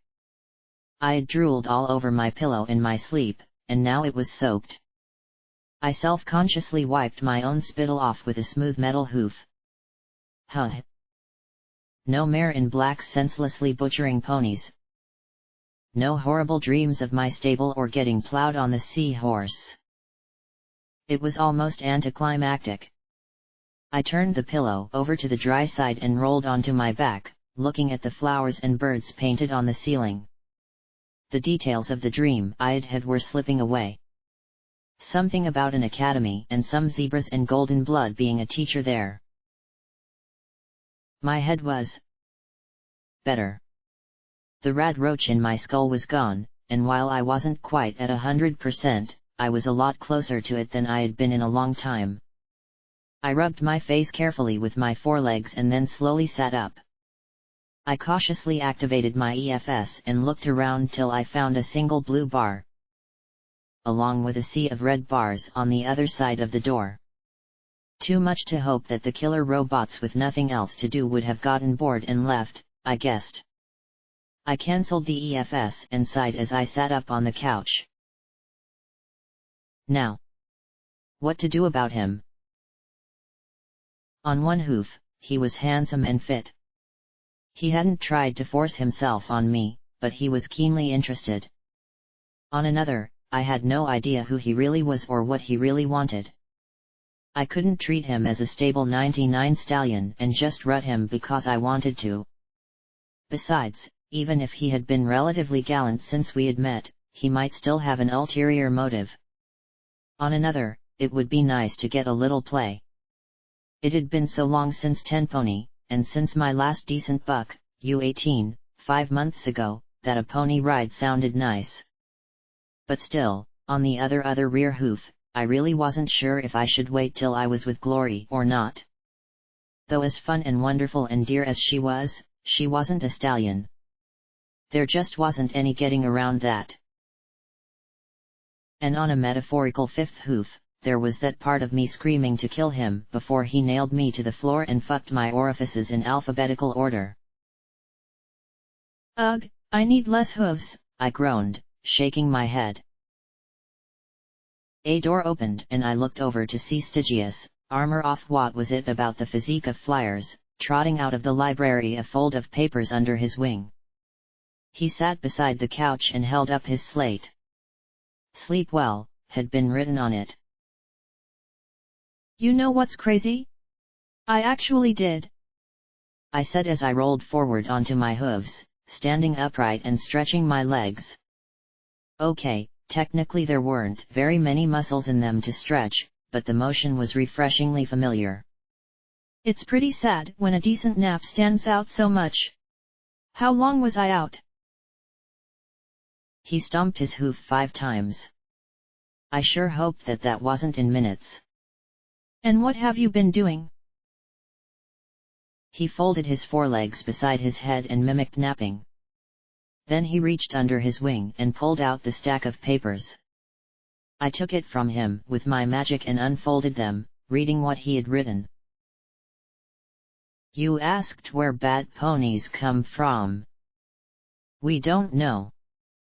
We have stories that once we were Pegasus ponies who lived in the clouds. Then terrible storm monster came and wrecked home. We hid in deep cave and were trapped. For a long time we live eating magic mushrooms and cave things. We become bad ponies or... And here I broke off for a moment and just stared at the paper. T-E-D-P. What alphabet was that? And live and grow in caves. When we finally escape, bright sun hurt eyes and other pony think we were monsters. But moon and stars are bright and make us happy. We met Luna long ago and she lonely and we lonely and so we say we help her. Then she became Nightmare Moon. But she's nicer than day ponies so we try and help. She lose, and many bad ponies die. With no Nightmare Moon, many bad ponies were killed and we hid back in caves. Luna came back from the moon so we sent our strongest to be her guard, but keep families hidden away. Canterlot went boom. Luna died. And we go back to cave. Sometimes think mistake ever leave cave in first place. Other story. Nightmare Moon and Luna made us into bad ponies with magic. Turn Pegasus pony into bat pony. Not know what she did with unicorns and earth ponies. Maybe only need bat ponies? Dunno. Now we live in caves and fly out at night. Hard to meet pretty mare who isn't family in caves. Very hard. S. Triple O hard. Sister think I am dumb for following you cause you're pretty but you are with your shiny legs and tight flank and striped mane and your eyes glow and your... Okay, now he was getting a little explicit. I didn't see much else beneath that beyond him trying to tell me how beautiful I was.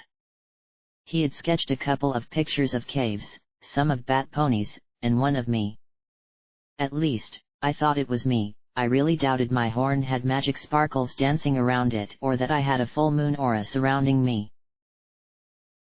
I couldn't help but smile. Back in '99, I had been a lot like him, always chasing after Midnight or some other mare that I thought I could have some fun with. I had never been the one pursued by another. I always assumed I was simply too much of a screw-up to be worth the trouble. Plus there was Mom, head of security, and all the awkwardness that generated. How bizarre that the first buck I'd ever attract was some strange bat pony, but honestly, given all the things that had happened to me since getting out of '99, I supposed I should have been grateful he wasn't a cyberghoul bat pony with a mysterious agenda. "You're sweet," I said, and I actually giggled as he seemed to float with his ear-to-ear grin. I flushed a little. "But you know, if we did it, it would only be a thing. I have a very special some pony, and I don't think I get to." He looked a bit confused at that. I didn't see why. It wasn't like having sex with him would make her any less my special some pony. I needed Glory in my life. Without her, I was so empty inside it hurt. But it wasn't like she'd be the only source of orgasms. I wasn't the only security mare in '99 that polished the old baton when their mare friend was unavailable. Not that I'd actually had a mare friend in '99. "You also know what happened to me," I murmured as I looked out the window towards the distant river to the west. I really don't want to hurt you, Stygius. I mean it. You're nice to me. And I have to admit, you've really been on my mind since we met. But I don't want to snap in the middle and do something permanent to you." He looked at me in sympathy before he grabbed his slate. "I can wait," he wrote. I smiled and sighed as I rolled my eyes a little. "Yeah. But I'm not sure I'll be able to. If I didn't get over this, or at least prove I could have some sort of normal physical relationship with a stallion, then those males who had violated me would have won." I thought how bowel-loosening that ship in the Happy Horn simulation had been, felt the shame that I had been unable to face it. They had changed me from who I was. My time in Happy Horn had injected weeks of imaginary time into my consciousness, but imaginary or not, I still remembered those weeks of extra time between me and the boat. That time hadn't stopped me from balking there near the end, and nor had it stopped the memory from creeping around in my mind like a suspicious beast. I knew what I needed to do. It was just weird. And Stygius trotted to a window and wrapped the curtain's drawstring around his four hooves, tugging it tight and looking back at me with a grin. I stared at him a moment and then burst out laughing. It made his ears wilt a bit, but I shook my head with a wide smile. "No. No, no, no, no," I repeated. "That's more my thing, actually. At least with Glory." Wow, that sure made his eyebrows arch. "If I do it, I need to do it normally." Or as normally as sex between a cyber pony and a bat pony could be. I trotted over to him and magically undid the string around his legs. "But thank you." His amber eyes were bright and round as he blushed and sweated nervously. If he was plotting some horrible fate for me, then he was one damned good actor. "You're a good pony," I murmured as I looked into his wide eyes. "I'm going to kiss you now. Okay." He gulped as if I had just promised to shoot him, then clenched his eyes shut and puckered his lips ridiculously. I smiled and lifted my hooves and held his head gently, extending my fingers to hold him still as I brought my mouth towards his. Then my fingers tightened, my legs jerked, and a resounding snap filled the air. No. I stomped on that image and impulse with all the force I could. I wasn't a landmine that would go off. I could do this because I wanted to. I was in control of me. I was. Please be in control. He opened his eyes, blinking and frowning in concern as I sniffed and shed a few tears. Sorry, I murmured awkwardly, and he gave a sigh and a resigned smile. He had said he could wait, and he would. But he wouldn't have to. I leaned in and pressed my lips to his. He was so shocked that he simply let me, kissing back as he could. He had such soft lips and a nicely sweet mouth. The kind I could kiss all day. Too bad I lasted about a minute before I slowly pulled away. I was in control, but I didn't want to push that control too far just yet. Then I blinked at his googly-eyed expression as a slow, almost drunk smile crossed his face. I let him go gently, and he slumped to the floor. Was that your first kiss? I asked, a touch concerned. He started to nod and then stopped and touched the side of his face, where I had laid him flat. Oh, right. I grinned sheepishly. I mean, the first kiss where you weren't hit immediately afterwards. He smiled and nodded as he swayed there. I couldn't help myself. I gave him one more firm smooch, and that finished him off. He playfully flopped over completely and lay there as a dusky lump of goofiness. I smiled and patted his shoulder. Then I trotted for the stairs. We hadn't checked the second-floor rooms yet. I got up them and into a bathroom and was closing the door as it hit me. My legs couldn't shake, my heart couldn't race, and my breathing wouldn't gasp, but I could at least sink to the floor next to the toilet and cry as something snapped inside me. It wasn't painful. Quite the opposite. I pressed my face into a fuzzy pink floor mat as that hideous, suspicious beast inside me roared in pain from the wound inflicted by a simple kiss. My tears were of relief. I had kissed him and not killed him. He had liked it. Liked me. For the first time in a very long time, I felt like Blackjack the Mayor. Maybe a little wiser, but still Blackjack. Not Blackjack the Cyber Pony nor Security the Mad Mayor of Hoofington. Just Blackjack. Who knew a little normalcy could feel so good. When I had recomposed myself, I wiped my eyes and took the opportunity to use the facilities.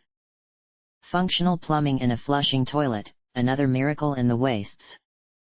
Then I stepped out and saw Stygius coming up the stairs. As soon as he saw me, he immediately smiled, but a touch of concern lingered in his eyes. "You okay?" he wrote on the slate. "Yeah. Just not used to it," I said as I stood and looked at the other 3 doors up here. If I was lucky, I'd find a flicker or something that would help me refocus my mind. I opened the first, looking at a bedroom. Like the rooms downstairs, everything was neat and tidy and gave no impression at all that any pony actually used it. One wall was covered by 4 tall transparent display cases, each one with a dozen different rocks inside individual glass compartments. There was a little tag beside each of the samples. Gold Nugget, Flankerage River. Purple Fluorite, Las Pegasus. Amber, Stallion Grad. Silver Ore, Fancy. There were more unusual names that I guessed were from faraway lands. The crystals weren't like the standard magic jewels I was familiar with. In fact, while there was a selection of magical gems, most of them were strange and exotic looking. Some were delicate needle-like crystal spires and strange purple cubes that peppered the surfaces of stones. Others were simple rocks, like granite and marble, that I was more familiar with. One section had a dozen different types of ore all arranged alphabetically. Fossil, Crescent Moon Canyon.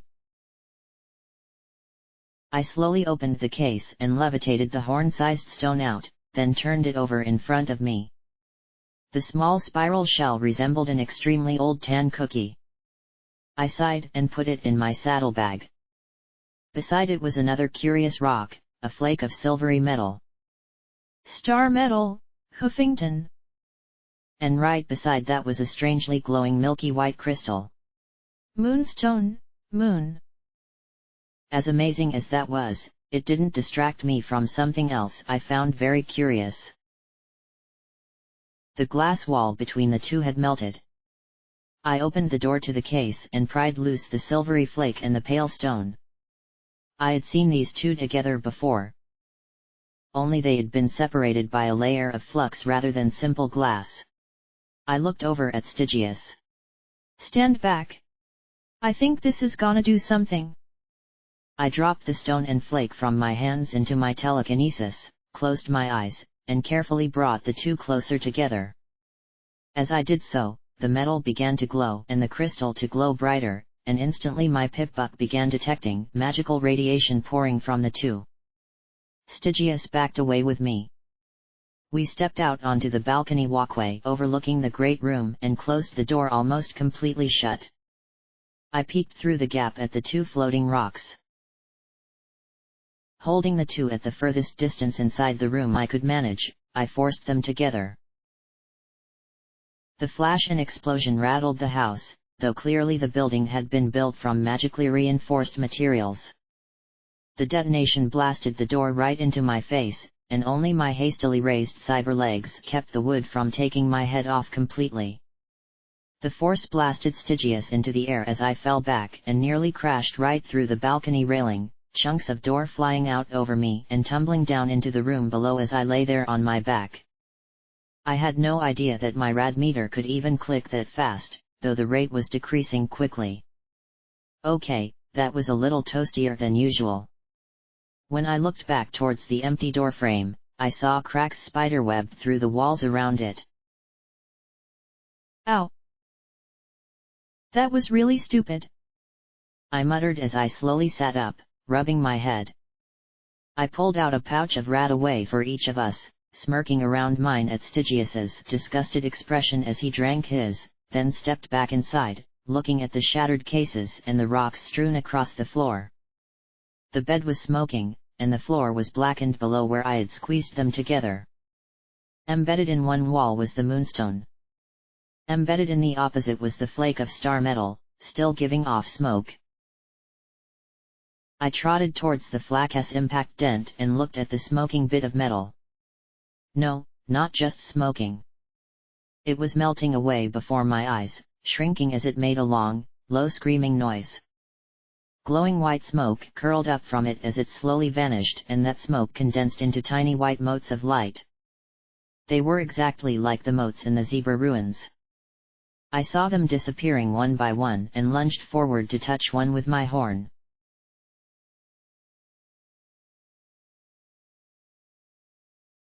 The unicorn mare I occupied walked carefully up towards the dark cottage on the hillside overlooking the pouring river and knocked her hoof on the front door. Princess Luna! She called out in worry. Then she knocked again, then finally used her magic to open the door. The interior was pitch black. Princess Luna! She called in a weaker voice. The light of her horn reflected off countless polished silver stars set in the walls and ceiling. A strange, ominous note rose up from the basement, and she hesitated a moment at the door. Princess! The basement door was blown open by a dark wind that scooped the mare up and carried her down the steps into the earth, dumping her in a heap behind the glorious dark princess. A work table was set up in the middle of the subterranean room. Strange and exotic zebra statues loomed on like silent mentors examining their students' work. Hammers and tongs lay tossed aside next to a cold forge. She shaped the metal with her magic alone. Yes! She boomed as the silvery steel twisted in the air before her. The force of her voice nearly knocked my host over. Princess? Thy sister. She sent us to find thee. She hath been forced to raise both sun and the moon for 3 days and nights. The princess flinched at the word sister. The hum grew stronger, and the shadows cast by the pale light of her horn moved unnaturally, as though they were peering at us. So, ITTAKETH her 3 days for to seek me. And she didn't come herself. Surprise, surprise. The princess said, her boom dying to a normal voice as her horn glowed, that oppressive hum filling the air. Princess? Art thou well? The unicorn asked in fear. Nay, we are not, she said with a stomp of her hoof as her head fell. She doesn't need us. No pony does. Her eyes glared at the metal as it finished shaping into a helmet. Well, if she can raise the sun and the moon, why can't we? Why can't we do both just as well as she can? She demanded as she whirled, facing me as tears ran down her cheeks. We don't need her. We can do it all ourselves. Princess! The unicorn gasped, backing away. Nay, she said as she magically put the pieces of armor in place. She seemed to swell and grow darker. It was as if she was drinking in that horrible humming scream all at once. Her starry mane grew cold and hard. Her coat turned black as pitch. We are a princess no longer. We have no sister. If ponykind hates and fears us, then let them have our night in wrath instead of beauty. And with that she exploded into a cloud of darkness, and everything went black. Beneath it all, the hum persisted in its steady, proud drone.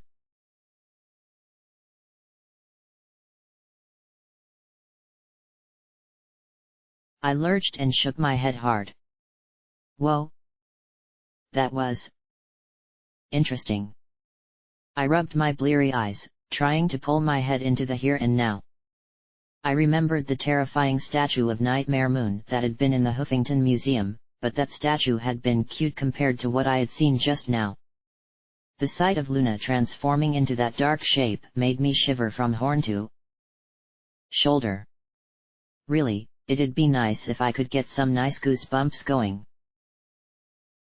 In a minute the star metal had disappeared entirely, the white wisps and flickering motes being drawn westward out the cracked window and fading away from sight.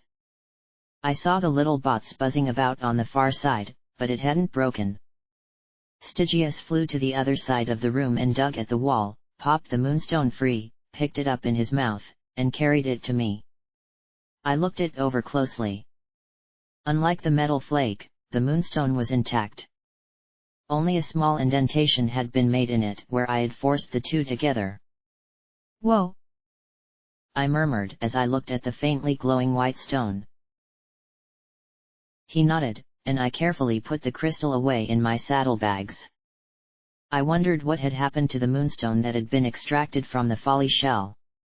I supposed it was somewhere in the muck at the bottom of the bay underneath the HMS Celestia. It hadn't been among the things I had gotten back in Tenpony. Ugh, I came here for answers. Not more questions. Really, wasn't there a quota on mysteries? Huffing in annoyance, I moved to the second door. Knowing my luck, there'd be something horribly vague and terribly nagging that'd go completely over my head. I sighed and looked back at Stygius. He had my back. Well, he at least definitely had my backside in his sights. Then his eyes met mine and he flushed, coughing self-consciously as he looked away. Still, I couldn't help smiling. The door creaked open slowly and a stale, lonely smell rolled out over us. I saw the crib in the corner decorated with butterflies and birds. Gems dangled from a mobile above it. Stuffed animals sat in dusty vigil atop a dresser while toys peeked out of a dusty trailer. There were still diapers stacked up on the underside of a changing table next to the door. I gazed in at a room never used. Never even entered, from the dust on the wooden floors. Slowly, I pulled the door closed once more. There was no mystery after all, and for once I wished there had been. I made my way into the last room, a bedroom decorated in the twined hard/soft motif of nature and metal. Like all the rest of the house, it had been cleaned and tidied up and all but abandoned. Indeed, unlike the library, there were no pictures of any kind in here. No clothes. No personal items. Nothing that suggested that a pony named Golden Blood had lived in here. It was nearly anonymous. I trotted to the bed and pushed down on the mattress. I had to give Golden Blood credit, he definitely had good taste in bedding. I pressed down with my forehooves and felt it give. I looked over my shoulder at Stygius, hard at work looking through the dressers. My eyes wandered along his mane, his exotic wings, and his tail. I didn't know if it was a flyer thing or not, but there was just something about his form that made my eye wander from the gothic black shield on his flank down the backs of his legs and up the front. So, could I do this? Should I? I groaned and pressed my face into the bed. I just couldn't decide. There were plenty of reasons to and plenty of reasons not to. I didn't want to be defined by what those bucks had done to me on the boat. I didn't want to be defined by that. Didn't want to be a victim. I also didn't want to be set off by any buck that brushed my ass. If I was going to thump a guy like Candlewick, I wanted it to be my choice, not my reaction. But I was also scared to death that if I tried anything, I'd kill another pony who didn't deserve to die by my hooves. He buried his head into one of Fluttershy's dressers, or, at least, I assumed they were hers from the butterflies carved in the woodwork. I smiled as I watched him over my shoulder. And then I slid my saddlebags to the floor and a moment later sent my combat armor to join them. Please, Luna and Celestia, please let this go right. Hey! I croaked, then coughed, and smiled again. Hey, Stygius! He pulled his head out of the dresser, a glowing golden memory orb in his mouth. He looked at me stretched half on the bed, his eyes drawn to my posterior. Then I gave my tail a little swish and watched as his eyes popped round. I swished a little bit more, and the memory orb fell from his mouth and rolled slowly along the floor. I picked it up and floated down onto the nightstand. He slowly approached, looking torn between eagerness and concern. He lowered his mouth to his chalkboard and wrote briefly, not taking his eyes off my swaying tail. You sure? Yeah. I am. If you're still interested. I asked, half hoping he had changed his mind. But he swallowed and nodded. I closed my eyes and bowed my head. You know what happened to me, though? So, if I tell you to stop, please stop. Okay? For both our sakes. He approached till he was right behind me, then wrote something else as he blushed profusely. Virgin, it read, and he smiled sheepishly. Well, you can start by touching me, I murmured softly as I closed my eyes. Don't kill him. Don't kill him. I want this. I really do. Then I felt his lips on my cutie mark. His muzzle nuzzling my hide. And never, ever, have I been more thankful for having skin. I felt my body twitch in response, and I smiled as that reactive fear remained at bay. I felt his breath on my hide, his hooves touching me in vaguely reassuring ways. He was taking his time, and I didn't rush him. I needed the time too. Then he moved back further and dared to move beneath my tail. It was an interesting touch, nothing at all like Glory's. She was soft, she knew what to stroke and what to avoid. His was firmer and heavier than hers. His lips more hesitant, his mouth stronger. My mind reduced to two thoughts, oh yes, which I expressed in a delighted groan, and don't kill him. I was in control.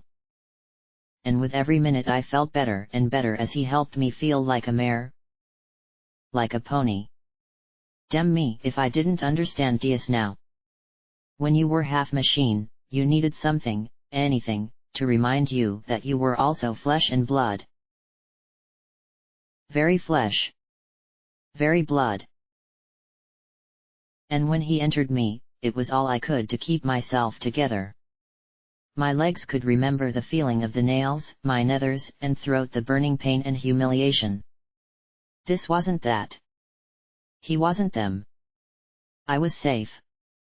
I was in control of myself.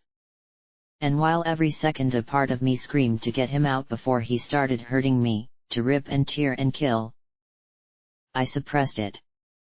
I refused to allow it to set me off as he pressed above me and moved inside me. He huffed as he increased speed and I tensed. He slowed, and I relaxed. Before too long, he made a series of squeaks and I felt hot wetness inside me. Of course, I was nowhere near climaxing myself, but that wasn't the point. This was about me being able to do this and put what had been done to me behind me. And as he squirted, I had one more fierce impulse to rip the invading member off. Then his lips met my ears and neck, and like that, the impulse was gone. I had been plowed badly, but none of them had shown the slightest affection. I finally collapsed on the bed as he withdrew, an oddly depressing sensation. I crawled the rest of the way onto it, and he moved beside me, his brows furrowing and his eyes concerned. He reached for the chalkboard and wrote good, holding it between his hooves as he looked at me. Poor Buck deserved better than me hugging him fiercely and sobbing as that murderous impulse broke apart and flowed out my eyes. Really good, Sticky. Really. Really, really good. I blubbered as I curled up against him and let him hold me and curl his wings about me. He might have looked completely confused and worried, but right now he knew exactly what I needed. When I finally pulled myself together and wiped my nose and eyes, he kissed my horn and then started to pull away. I reached out with my magic for a very specific part of him and froze him in his tracks. Where do you think you're going? I asked with a tiny smile. His eyes grew wide again as I gave a careful tug and leaned forward to kiss him again. We've only just started.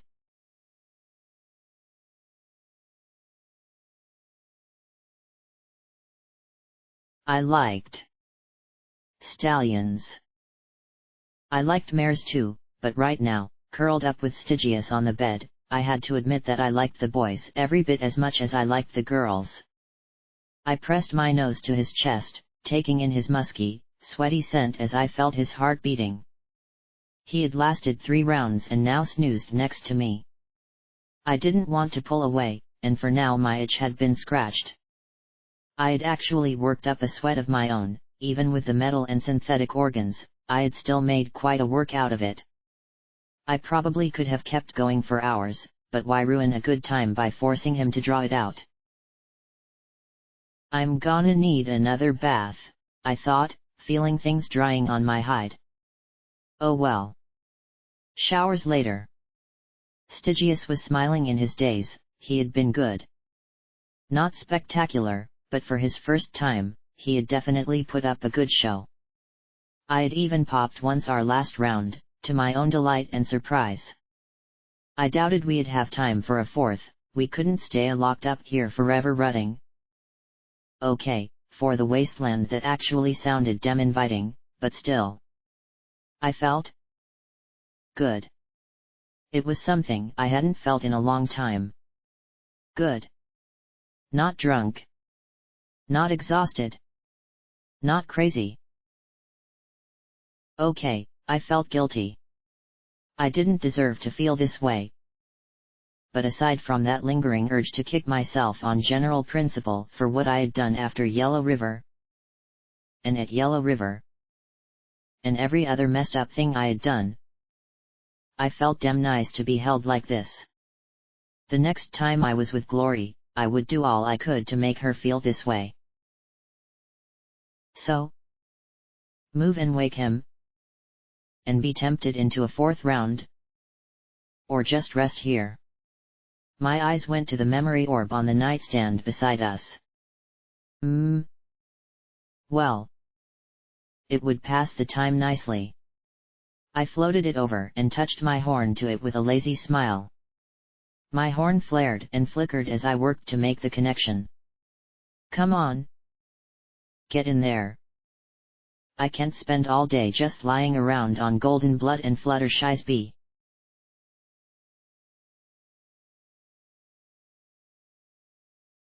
The rain poured down, a heavy, persistent torrent that could only come from Hoofington's skies. Sometimes I wondered if the sky had some vendetta against the city, doing all it could to drown it and cut off the sun and moon even before the enclave arose. The pony I was in was a familiar unicorn stallion standing out in the rainy night and looking at a mare isolated in the yellow light of a single street lamp. She wore a trench coat that covered her from head to hoof, and her long black mane hung across her shadowed face from under a dripping cap. All around us were dark trees, and in the distance I could see through the rain the towering city lights of the core. Something snapped beneath my hoof, and she squealed as she spun around. Who's there? She whispered timidly. There was no answer in the pouring rain. She trembled, hanging her head once more as my host slowly moved closer. The steps he took were slow and tired. She shrank back a little, then cleared her throat. Hello. Gabip Wonka tea. Trito. May peace favor us all. The stallion murmured softly, barely audible over the pouring rain. You have the package? Yes, she said as she turned away and dug a heavy-looking parcel wrapped in tape from her saddlebags. You have no idea how hard I've worked to get this to you, she said as she hugged it in her hooves like it was a precious baby. The stallion in the rain didn't reply. Here. Take it. It's all our notes. Everything you need. Please. I've worked so very hard. The male stayed silent. He simply stood there outside the patch of light. Then he rasped in that unmistakable voice, I know. First you tried contacting a zebra envoy directly, she met a tragic end with a grenade slipped into her saddlebags. Then you used Nurse Blossom Fourth to try and get it to a POW who was being sent back to Zebra Lands in a prisoner exchange. Of course, Blossom Fourth was a MOM agent, but fortunately she met a bad end with a memory modification spell before she could report in to Pinky and Luna. You made several subtle overtures to members of the Zebra government, all which were rebuffed. So then you arranged a meeting with a member of a Zebra sympathizer terrorist cell. At this moment, they're being raided. Your contact will be killed in the firefight. There's no way to extract memories from a dead pony. Her hat glowed gold and lifted off her head. At once the pouring rain began to wash the dye out of her mane. Hello, Fluttershy. Golden Blood stepped into the pool of yellow light. The rain poured down over him, matting his mane to his scarred, pale hide. No. You can't, she whimpered as she clutched the parcel to her chest, turned away as if to shield it from him. Please. He didn't say anything at first. He simply gazed at her with eyes that felt tired. Why are you doing this, Fluttershy? I would have thought that after Blossom Fourth was exposed, you would have given up. Fluttershy clenched her eyes shut and trembled, sniffling. I have to do something. Luna won't use the mega spells to heal ponies. She wants Twilight to turn them into weapons. Something Twilight would never do nor authorize, Golden Blood murmured. You know this. Twilight might think it's wrong, but what would stop some pony else from doing it? Fluttershy asked. If some pony else does weaponize your creation, I guarantee that the first demonstration will have zebra observers. They'll see what megaspell weapons do. They'll go home and tell their Kaiser to end the war. But even he didn't sound convinced. Will they? Fluttershy asked in return. Or will we just use the war as an excuse to wipe them out completely? She gave a heartbroken little sob, then looked at him and asked, Is the only way for this to end to have everyone die? I won't accept that. I can't. Treason is better than that. Some of the raindrops on her cheeks looked remarkably like tears. Golden Blood reached out to her, but she flinched away. I promised I would never hurt you, he whispered gently in his scarred voice as he withdrew his hoof. You broke your promise, she replied, her tone quiet yet unshakably firm. How could you do that to me? Call out her name. She shivered, and somehow I doubted that it was because of the cold or the wet. It was an accident, he replied, but she kept her eyes away. I know that didn't make it any easier, Fluttershy. But it's true. When I said her name, I wasn't thinking of doing what we were doing with her. Fluttershy pressed her lips together firmly, eyes clenched shut. I don't believe you. All those nights you spent with her. All those times you said you were working with her. Alone. And then you do that. She shook her head and sniffed. I was going to have a baby. Our baby. She raised her face to the rain, the tears pouring down her face in black rivulets as more dye slowly washed out. I was going to be a mommy. A real mommy. I know. And you would have been a spectacular one, Fluttershy. He sighed as he too looked up at the rain, but there were no answers to be found in the falling droplets. But either way, I'm sorry it's come to this. You need to stop trying to get mega spells to the zebras. They're already sneaking around the MAS looking for information. They don't seem to know it originated with the Ministry of Peace. He sighed and shook his head. You need to give this up. I can't. Don't you understand? She begged as she looked up at him. I went with the others to stop the war. Not fight it. Not to kill. But what have I really accomplished? The fighting is still going on. I see soldiers hurt. Maimed. Dead. I see ponies injured in zebra terrorist attacks. I see zebras being forced to live in Zebra Town, and that horrible camp they're making at Yellow River. And I can't seem to do anything to stop it. She backed away till she bumped into the pole behind her. Don't you see? I'm not like Twilight or Rainbow Dash or Rarity. They all want to win. They like being ministry mares. Even Pinkie Pie and Applejack are helping to hurt ponies. Did you know that Applejack's cousin made a glass antipersonnel bullet that fragments in the wound? It can take days to get all the pieces out.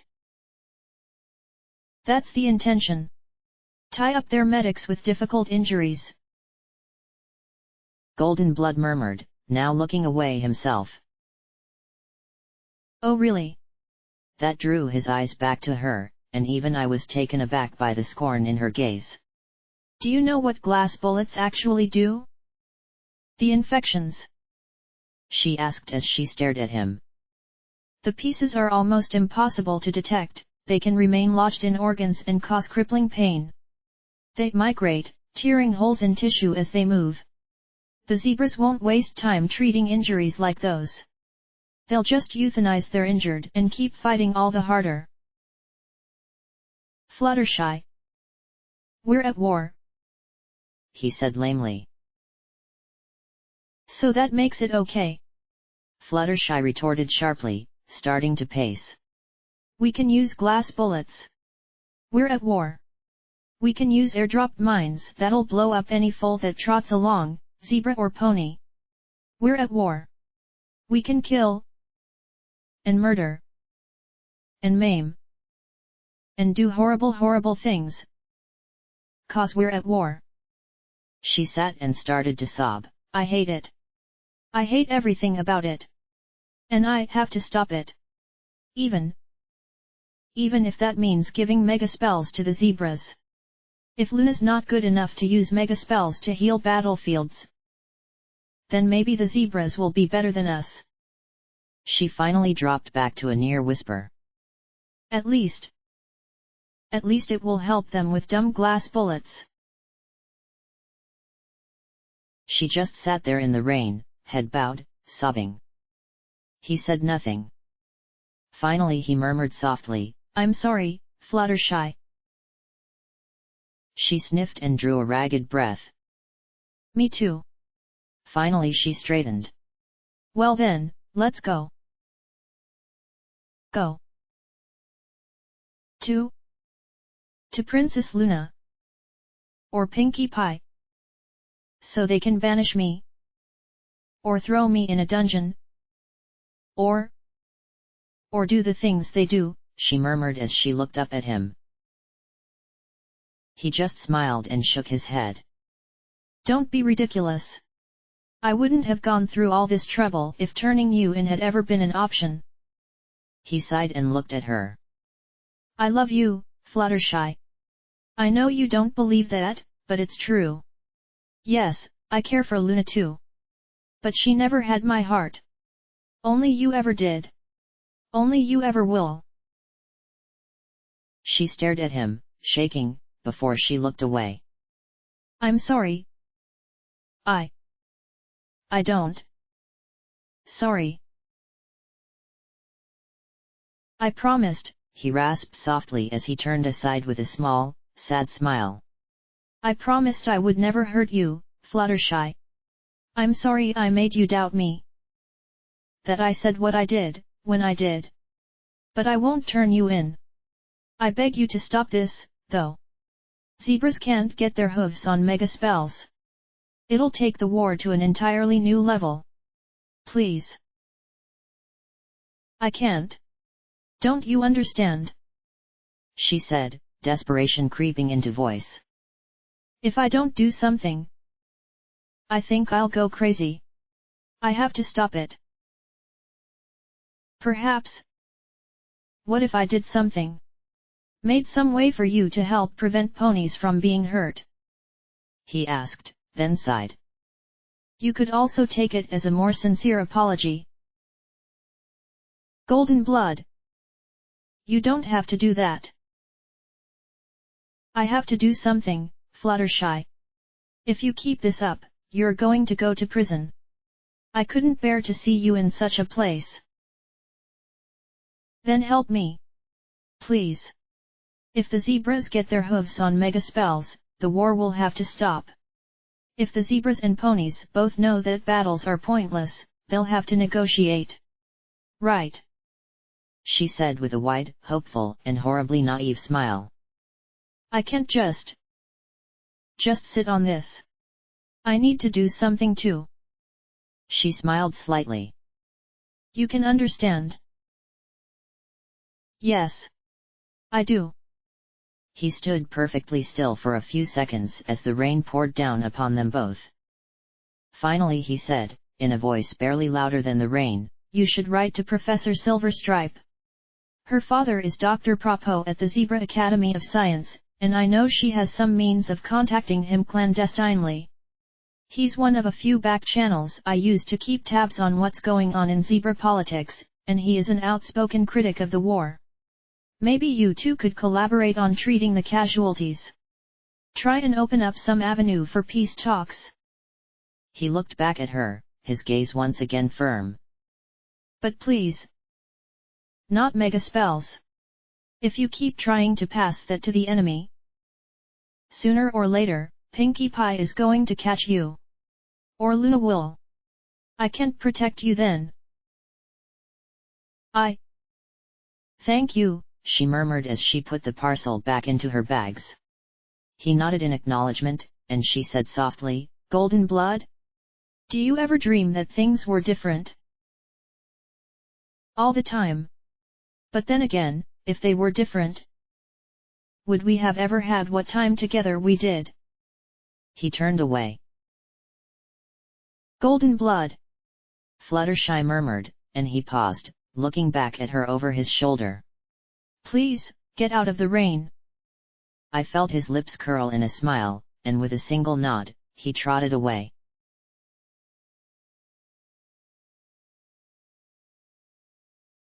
I jerked out of the memory and looked at the drowsy bat pony beside me as my brain processed what I had experienced. Fluttershy had tried to give megaspells to the zebras to end the war? Had she succeeded and been responsible for the megaspells that burned Equestria, or had the zebras developed those themselves because she had failed to give them an alternative? I supposed that, either way, it really sucked.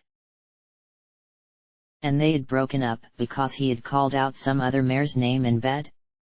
It seemed silly. Who cared who he unloaded with so long as, at the end of the day, he still loved her? Back in '99, I could probably name 20 mares I had been with off-hoof. As long as you were off-shift and every pony was happy with the arrangement, why not? Sure, mares could grow close, though if your fondness for each other impacted your stable duties, there'd be hell to pay, but I couldn't think of any mare that would want exclusive rights to another mare. The closest I could think of was the overmare with P21. That was just wrong. Selfish. But then, it wasn't just that he had been seeing some pony else, he had called out the other mare's name when with Fluttershy. He had to have been thinking of her, whatever he claimed. Sure, if Glory had done that to me, I would have laughed it off. If it had been the other way around, I'd have a lot of explaining and apologizing to do, but it wouldn't have been the end of the world. But Fluttershy did seem like the oversensitive sort. It would take a lot of care for her to be intimate with any pony, and I supposed that any betrayal or injury from him would be more than she could bear. And she had been pregnant. I reached down to my own stomach, running my mechanical fingers along my hide. What would it be like to have a filly or colt of my own? In '99 we always knew we'd have one eventually. A few lucky mares might get the opportunity for a second if another mare died before she had a daughter or had fertility problems. I always joked that me reproducing would be a crime against Equestria. Lying here, right now, I wasn't laughing. I was thinking. Did I want to have a child? Here, in the wasteland? In Hoofington? Now? Okay, maybe not here nor now. Maybe if I could scrape together a few thousand caps and set myself up in 10 pony. Have a filly or colt in nice safe medical conditions. Give them a few years and teach them how to shoot and take care of themselves. Have a family. A real family, something more than life in '99. I did want that. Given everything that had happened to me, despite it all, I wanted a kid. Kids. Plural. When I was done with EC 1101, I could go back to Spike and do everything to get gardens to work. Clean up Equestria. Have a kid. Or 2. Or 3. It was all just a fantasy, of course. I wasn't going to just run to triage and have my implant removed. I'd also have to pick the right stud. Talk to Glory. Maybe she'd have one as well. I mean, she might not like stallions, but it wasn't like she'd die if she was with the right one once. Heck, I knew medical ponies could inseminate mares if needed without them ever having to see a stallion during the process. Happened occasionally in '99. Oh, and I'd have to see. Well, triage had said that my reproductive parts had managed to stay functional, but that was before the Celestia and my cyberization. The professor hadn't mentioned anything about them, but there were a lot of things she hadn't mentioned. I supposed that, even if something was wrong there, Glory could have the foals or we could adopt. The idea didn't feel as appealing, but it did work. Something to think about. Talk about. I might not be the smartest pony, but this whole subject was definitely something I didn't want to rush. It'd be more than my own head if I screwed it up.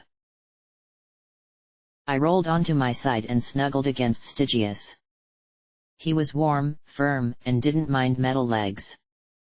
I knew I'd be guilting about feeling this way sooner or later, but for now, nuzzling his neck, I really couldn't help but smile. Glory would like him. Not like, of course.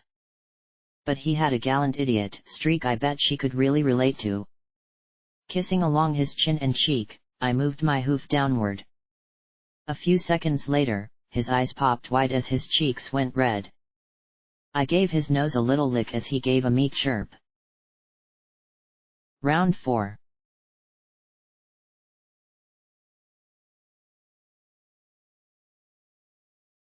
Okay. Enough. There was getting over a bad plowing, then there was having fun, and then there was just wallowing in it. When I saw Glory next, I was going to make her hooves curl. As I finally slipped off the bed, I was sore and tingly in all the right places. Stygius. He'd need a little more time to recover, but from the grin on his face I was pretty sure he'd be fine. Stallions are awesome. Of course, we both needed a shower, we were positively ripe. I trotted into the bathroom with a smile on my face. Maybe I wasn't completely over what had happened to me, there was still that muttering defense mechanism in the back of my head, but I didn't think that I'd try and kill a male just for making the wrong comment or brushing my rear end. Still, I did a little dance on the balcony. I hadn't killed him and I'd had a good time. This had to be one of the top 5 best days I'd had out here in the wasteland, just behind finding out Glory was alive after Flash Industries and our little concert in Star House before going into the tunnels. Of course, I knew that something horrible would probably happen soon to erase it, my life seemed to inextricably fall into that pattern. But I'd enjoy the great feelings as long as I could. After a nice hot shower, hot water. Any day with hot water pouring down on me was a good one. I emerged, put my armor and saddlebags back on, picked out whatever magical gems I could find in the Shattered Rock collection, and trotted downstairs. Well, time to start thinking about how we were going to get out of here. I alternated between bites of cram, chunks of gemstones, and pieces of metal from the workshop as I sat on the desk in the library and looked out the window at the bots milling about outside. We might be able to race past them and out the shield, but that would be iffy. I had visions of one of us ending up as a shower of ash. I tried to peek around at the main pinky box, but the angle from the library window wasn't very good. I needed to get higher. Fortunately, I had freaky zebra balancing legs that let me stand upright on the desk. Ah, there it was. And there were its red eyes. Still not a happy RO, wait. What was that? In an upper corner of the library was a tiny black camera sensor. Why had he needed so many? I looked from it to the desk and back again, wondering if I might see something if I could get my point of view close enough to its. Well, I not only had freaky zebra standing powers but equally freaky cyber thumb powers.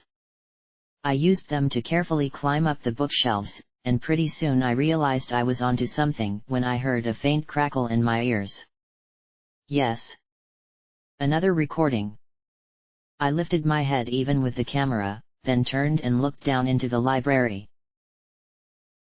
The change was astonishing, from pristine clean to an absolute mess. There were more books piled in stacks around the desk than there were on the mahogany bookshelves. Papers had been taped to the walls, and the wastebin was overflowing with wadded-up parchment. Only narrow tracks to and from the door allowed hoof traffic. Golden Blood was sitting at the desk, rasping softly to himself and hissing an inhalation every 3 or 4 words. Now, pertinent to Equestrian Command 1 and the formation of the Ministries, the judiciary shall remain under the review of the Crown with judges appointed, monitored, and removed by the Crown. All ministries retain the right to exclusive internal legal codes of conduct, but any binding ruling of the ministries shall be appealable by equestrian court. A flash of golden light filled the room, and while I started, Golden Blood remained coolly examining his papers. When it faded, the last person I would have ever imagined appeared. There was absolutely no mistaking that radiant crown nor missing that softly billowing tricolor mane. Princess Celestia. I only had two memories of her, one troubled and the other regretful. Now I saw another side of the former ruler of Equestria, anger. Director Golden Blood. Her voice was stern, the type of voice Mom used when I was in deep trouble. She looked at the stacks of papers and books, and her horn flashed once. In an instant, the books were back on the shelves and the papers, including the one he was writing on, were stacked on a smaller desk on the opposite side of the room. I wish to have a discreet word. I have an office, Princess Celestia, he replied in his shallow, rasping voice. His pink scars looked wet and shiny, and he sat neatly on the edge of his seat, pressing his forehoofs together as he leaned towards the princess, peering at her over the tops. There was no need to come here and organize my controlled chaos. Then he clenched his eyes shut, coughing deep and wet. Despite her ire, the princess betrayed a tiny concerned look before stiffening once more. It seemed to be the only way I could talk with you face to face. You're a notoriously difficult pony to meet. That seems to be the way of almost every pony around you, she said firmly. I was supposed to speak with Twilight Sparkle today, but imagine my shock when I was told she was busy with ministry business. When I pried, I found out that I wasn't even on Twilight's agenda today, per your orders. Was there a part of that which was unclear, Celestia? Golden Blood said in his shallow rasp. I would have loved to have known if he was smiling behind those hooves. Twilight Sparkle is my most devoted student and dearest friend, and because of you, she didn't even know that I wanted to see her. You have no right to interfere in our relationship or meddle in our private affairs, the princess retorted, her eyes narrowing. If they had been focused at me, I doubted I'd retain control of my bladder. But Golden Blood looked back with something bordering on contempt. I'm afraid that is where you are mistaken, he replied calmly, his wet raspy voice turning sharper. Twilight Sparkle isn't your student anymore, Celestia. She's now Luna's ministry mare. She has a job to do winning the war. Her time is literally priceless, and I take great pains to manage it and her to be as efficient as possible. Twilight Sparkle isn't your subordinate, Director, Celestia retorted. Golden Blood didn't respond, and for an instant, doubt flickered in her eyes. His remained as steady as steel. If you have problems with how I execute my duties, take them up with your sister. I'm sure that she'll be happy to spare you some time, Celestia. I suddenly realized he hadn't been calling her princess anymore. He looked at the stacks of papers, magically flipped through them, and then stopped and yanked one free. I'm sure that Princess Luna would be overjoyed to hear your concerns about they. His eyes glanced back to the paper once more. Diamond Dog relocation. Those are intelligent, thinking, feeling people. They may not be ponies, but it's not right to simply take their land because we need it. She trotted right up to his desk, then sat down and glared at him, reinforcing the fact that alicorns were frigging huge. He didn't shrink back, though, nor look away, as he said in that steamy hiss, Funny. I recall you using the same excuse of imminent and vital manifest need when you gave the order to seize the coal fields southeast of Shattered Hoof Ridge 11 years ago. That led to the zebra invasion at Dawn Bay, which led to attacks across the Zanzibar Strait. And, well, you know the details better than I. But when Twilight gives an identical order to seize Splendid Valley, it's wrong. He tossed the paper onto the desk. It was wrong 12 years ago and it's wrong now, Celestia countered, looking anguished. Don't let Twilight make the same mistake I did. Please. Let me speak with her. Golden Blood frowned as he lifted the paper again. I'm afraid that's not possible, Celestia. Twilight needs the gems, caverns, and security to test hazardous spells and talismans. The MAS nearly burned down their Manhattan hub testing incineration spells, as you may recall, and given all the Zebra infiltrators and sympathizers we've dug out in the last 2 years. He sighed and shook his head. I'm sorry, Celestia, but as I said, Twilight's time is invaluable. She simply does not have the time to be your special student any longer. Golden Blood, you can't let her do this. I didn't step down so my sister and my student could do horrible things. Celestia objected with a toss of her mane. Well, that's funny. I was under the impression that that is precisely why you stepped down. His eyes narrowed. I had never seen a pony scowl at Princess Celestia like that before. I didn't think it was possible. With all due respect, Celestia, you quit. And you didn't sue for peace. You didn't negotiate an armistice. You didn't even surrender with honor. You just quit. And in quitting, you dumped this entire war, which you started, in Princess Luna's lap. You think I don't know that? You think I could still rule after what happened at Littlehorn? Celestia demanded, her eyes blazing like twin suns. Do you know what I thought when I saw what the Zebras had done to my sister's academy? This is my fault. Mine. And you were right. It was your fault. Golden Blood said in low, deadly tones. You could have silenced the nobles. You could have told Hippocampus to find another way. Put down energy quotas. Worked to overcome the impasse with the Zebras. Instead, you decided to go to war. You, Celestia. I had duties and responsibilities to all of Equestria. She protested. And now you don't, Golden Blood said flatly. You should have given Princess Luna a year, at the absolute minimum, for a transfer of power. 5 years would have been better. And you should have negotiated peace before stepping down. Even if it came with penalties. We could have dealt with them. But you didn't. You quit, and dumped this entire mess on your sister's back. And now you don't like what she has to do to win the war? To create her own rule? To run Equestria as she needs to run it? Tough. He folded his hooves on the desk before him. Princess Luna is doing what she must. Twilight Sparkle is helping her by doing what she must. Even if it's the wrong thing. Celestia asked with a soft plea in her voice. I never thought I'd hear a princess speak like that. I have to do something. There must be some way I can help them to not repeat my mistakes. Luna is not interested in your help, Celestia.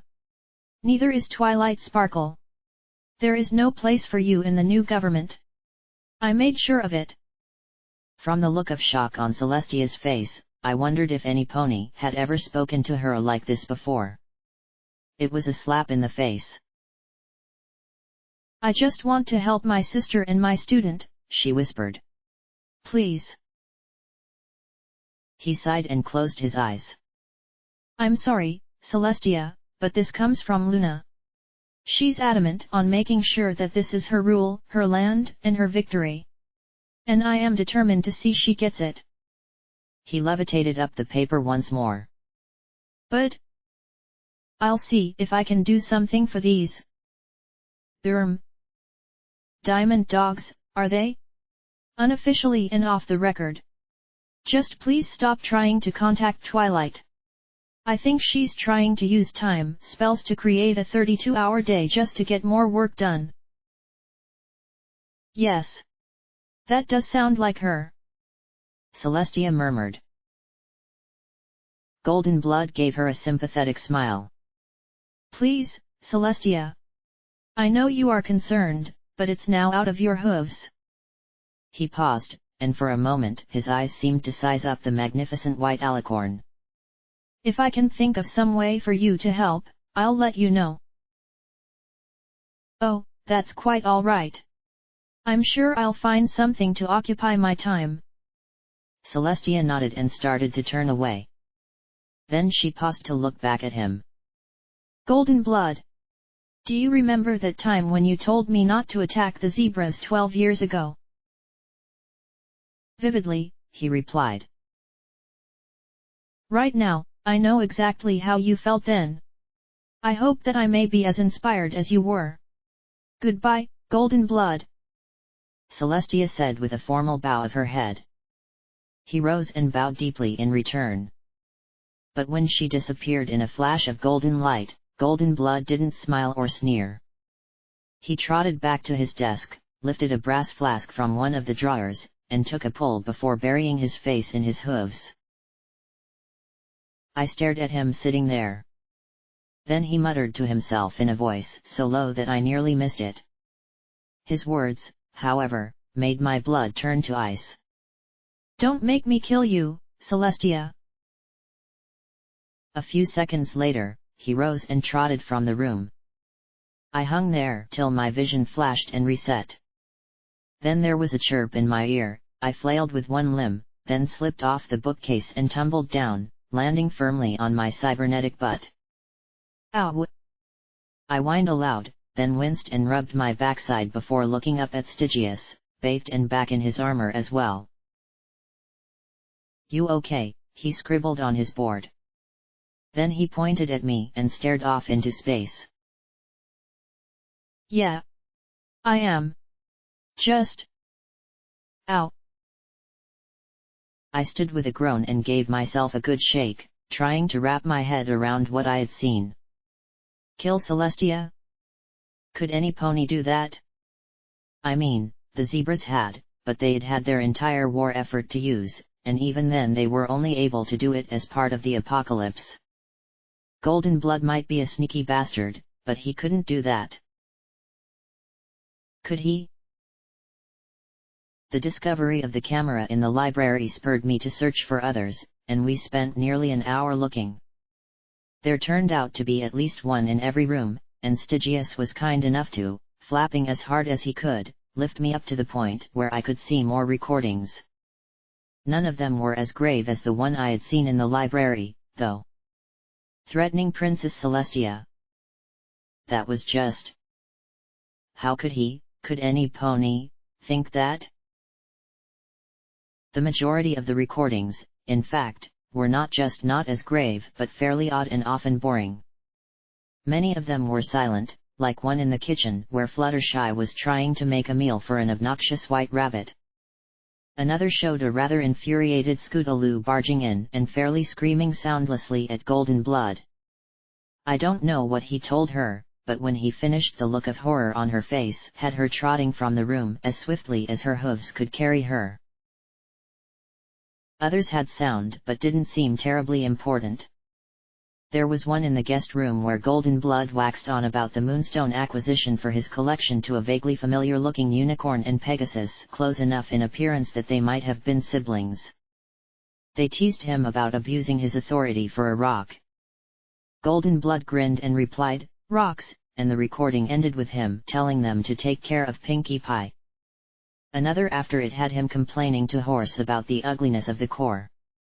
The yellow pony laughed about how functionality took priority over aesthetics. In the nursery, though, I found a recording I had never imagined. Golden Blood was slumped against the empty crib, weeping as if it were the first time he would and the last time he could. He clenched his teeth along with his eyes, hissing as if he were being tortured as he sobbed and choked. "Here you are," a strange buck said in a reverent tone. It was a blue unicorn wearing a pince nez. His mane was a luxurious silver white, and on his flank was a model of an atom like the drawings I had seen in textbooks. "It's been 3 days. Golden Blood turned and looked at him over his shoulder with a bloodshot eye. Am I not permitted to grieve the loss of my daughter, Trottenheimer? He hissed. That requires you to acknowledge that you ever had one, the blue stallion replied. 4-Leaf put 2 and 2 together. Don't worry, it won't spread. The MOP is rallying around Fluttershy to protect her. She wants you to come to dinner. No arguments. He watched as Golden Blood pressed his brow to the crib again. Sometimes I think you're trying to commit suicide by overdosing on secrets. It wasn't your fault. He made another horrible choking sound. At first I thought it was more tears, but then he threw back his head and I saw his sick grin. Tears streamed down his cheeks as he laughed. Trottenheimer's eyes widened in shock as the scarred buck rasped, That's just it. It is all my fault. What? Fluttershy and I were together intimately, he said as he sat, gazing into the empty crib. In the heat of the moment, I called out the name of another mare. The blue unicorn screwed back his lips in distaste as he scowled, and then he sighed in disappointment. Golden Blood, really? I know. He hissed in a rush. There isn't one part of that stupid thing I haven't analyzed in detail. I don't know why I said it. But I did, and it was at the worst possible time. She's so terribly sensitive. She had already had complications. The stress. The pressure. All of it was too much to bear. She left me. Then 6 hours later I got the call. He started to laugh, but 3 laughs into it they transformed into ragged sobs. Ministry Mare, Fluttershy admitted to Fluttershy Medical Center for a miscarriage. And he buried his face in the crib. I didn't just lose the mare I loved, Trottenheimer. I killed my daughter with a name. Trottenheimer stood behind him for a long minute, then finally approached Golden Blood and awkwardly patted his shoulder. Look. You couldn't have known. And you wouldn't have done it if you did. It's just one of those things, he said as Golden Blood wept. But you know what's going on. We're barely hanging on. 12 attacks on Hoofington in the last month, and if Princess Luna changes her mind and moves our research to Manhattan, then things are going to get a lot more difficult. We need you, Golden Blood. Either to step up like before, or to step aside. But not to just sit here. The words had a galvanizing effect on the scarred buck. You're right. He rasped, his voice like a dying breath. I have promises to keep. And none of them involve a wife. Or a child. He closed his eyes again. Tell the department heads to meet tomorrow. We need to expand our operations. Take a more active role in bringing this conflict to a close in the right way and at the right time. He pressed his forehead to the rail. That will have to do. For now. Please give me one more night to mourn, Whisper. That was all I could bear to watch. Golden Blood hadn't just lost Fluttershy to his mistake. He had lost a child, too. And that bastard Sanguine had kept her survival secret from both of them. If they had known, would it have changed something? Everything? Damn it. I didn't want to pity any pony who would contemplate killing Princess Celestia. I tried to take my mind off the sight of Golden Blood in such a state, starting by signaling Stygius that we could head back down. The bat pony was worn out from being my elevator and landed a bit heavily, taking a moment to catch his breath. I trotted quickly from the nursery down to the living room. He walked after me, his wings dragging along behind him. I sat on the couch, rubbing my face. When I had discovered that this was Golden Blood's house, well, I hadn't exactly thought that I would find a golden memory orb with all the secrets nagging me there for the taking, but I had expected to find something. What I had found was Golden Blood the pony. A teacher. A lover. Even a father.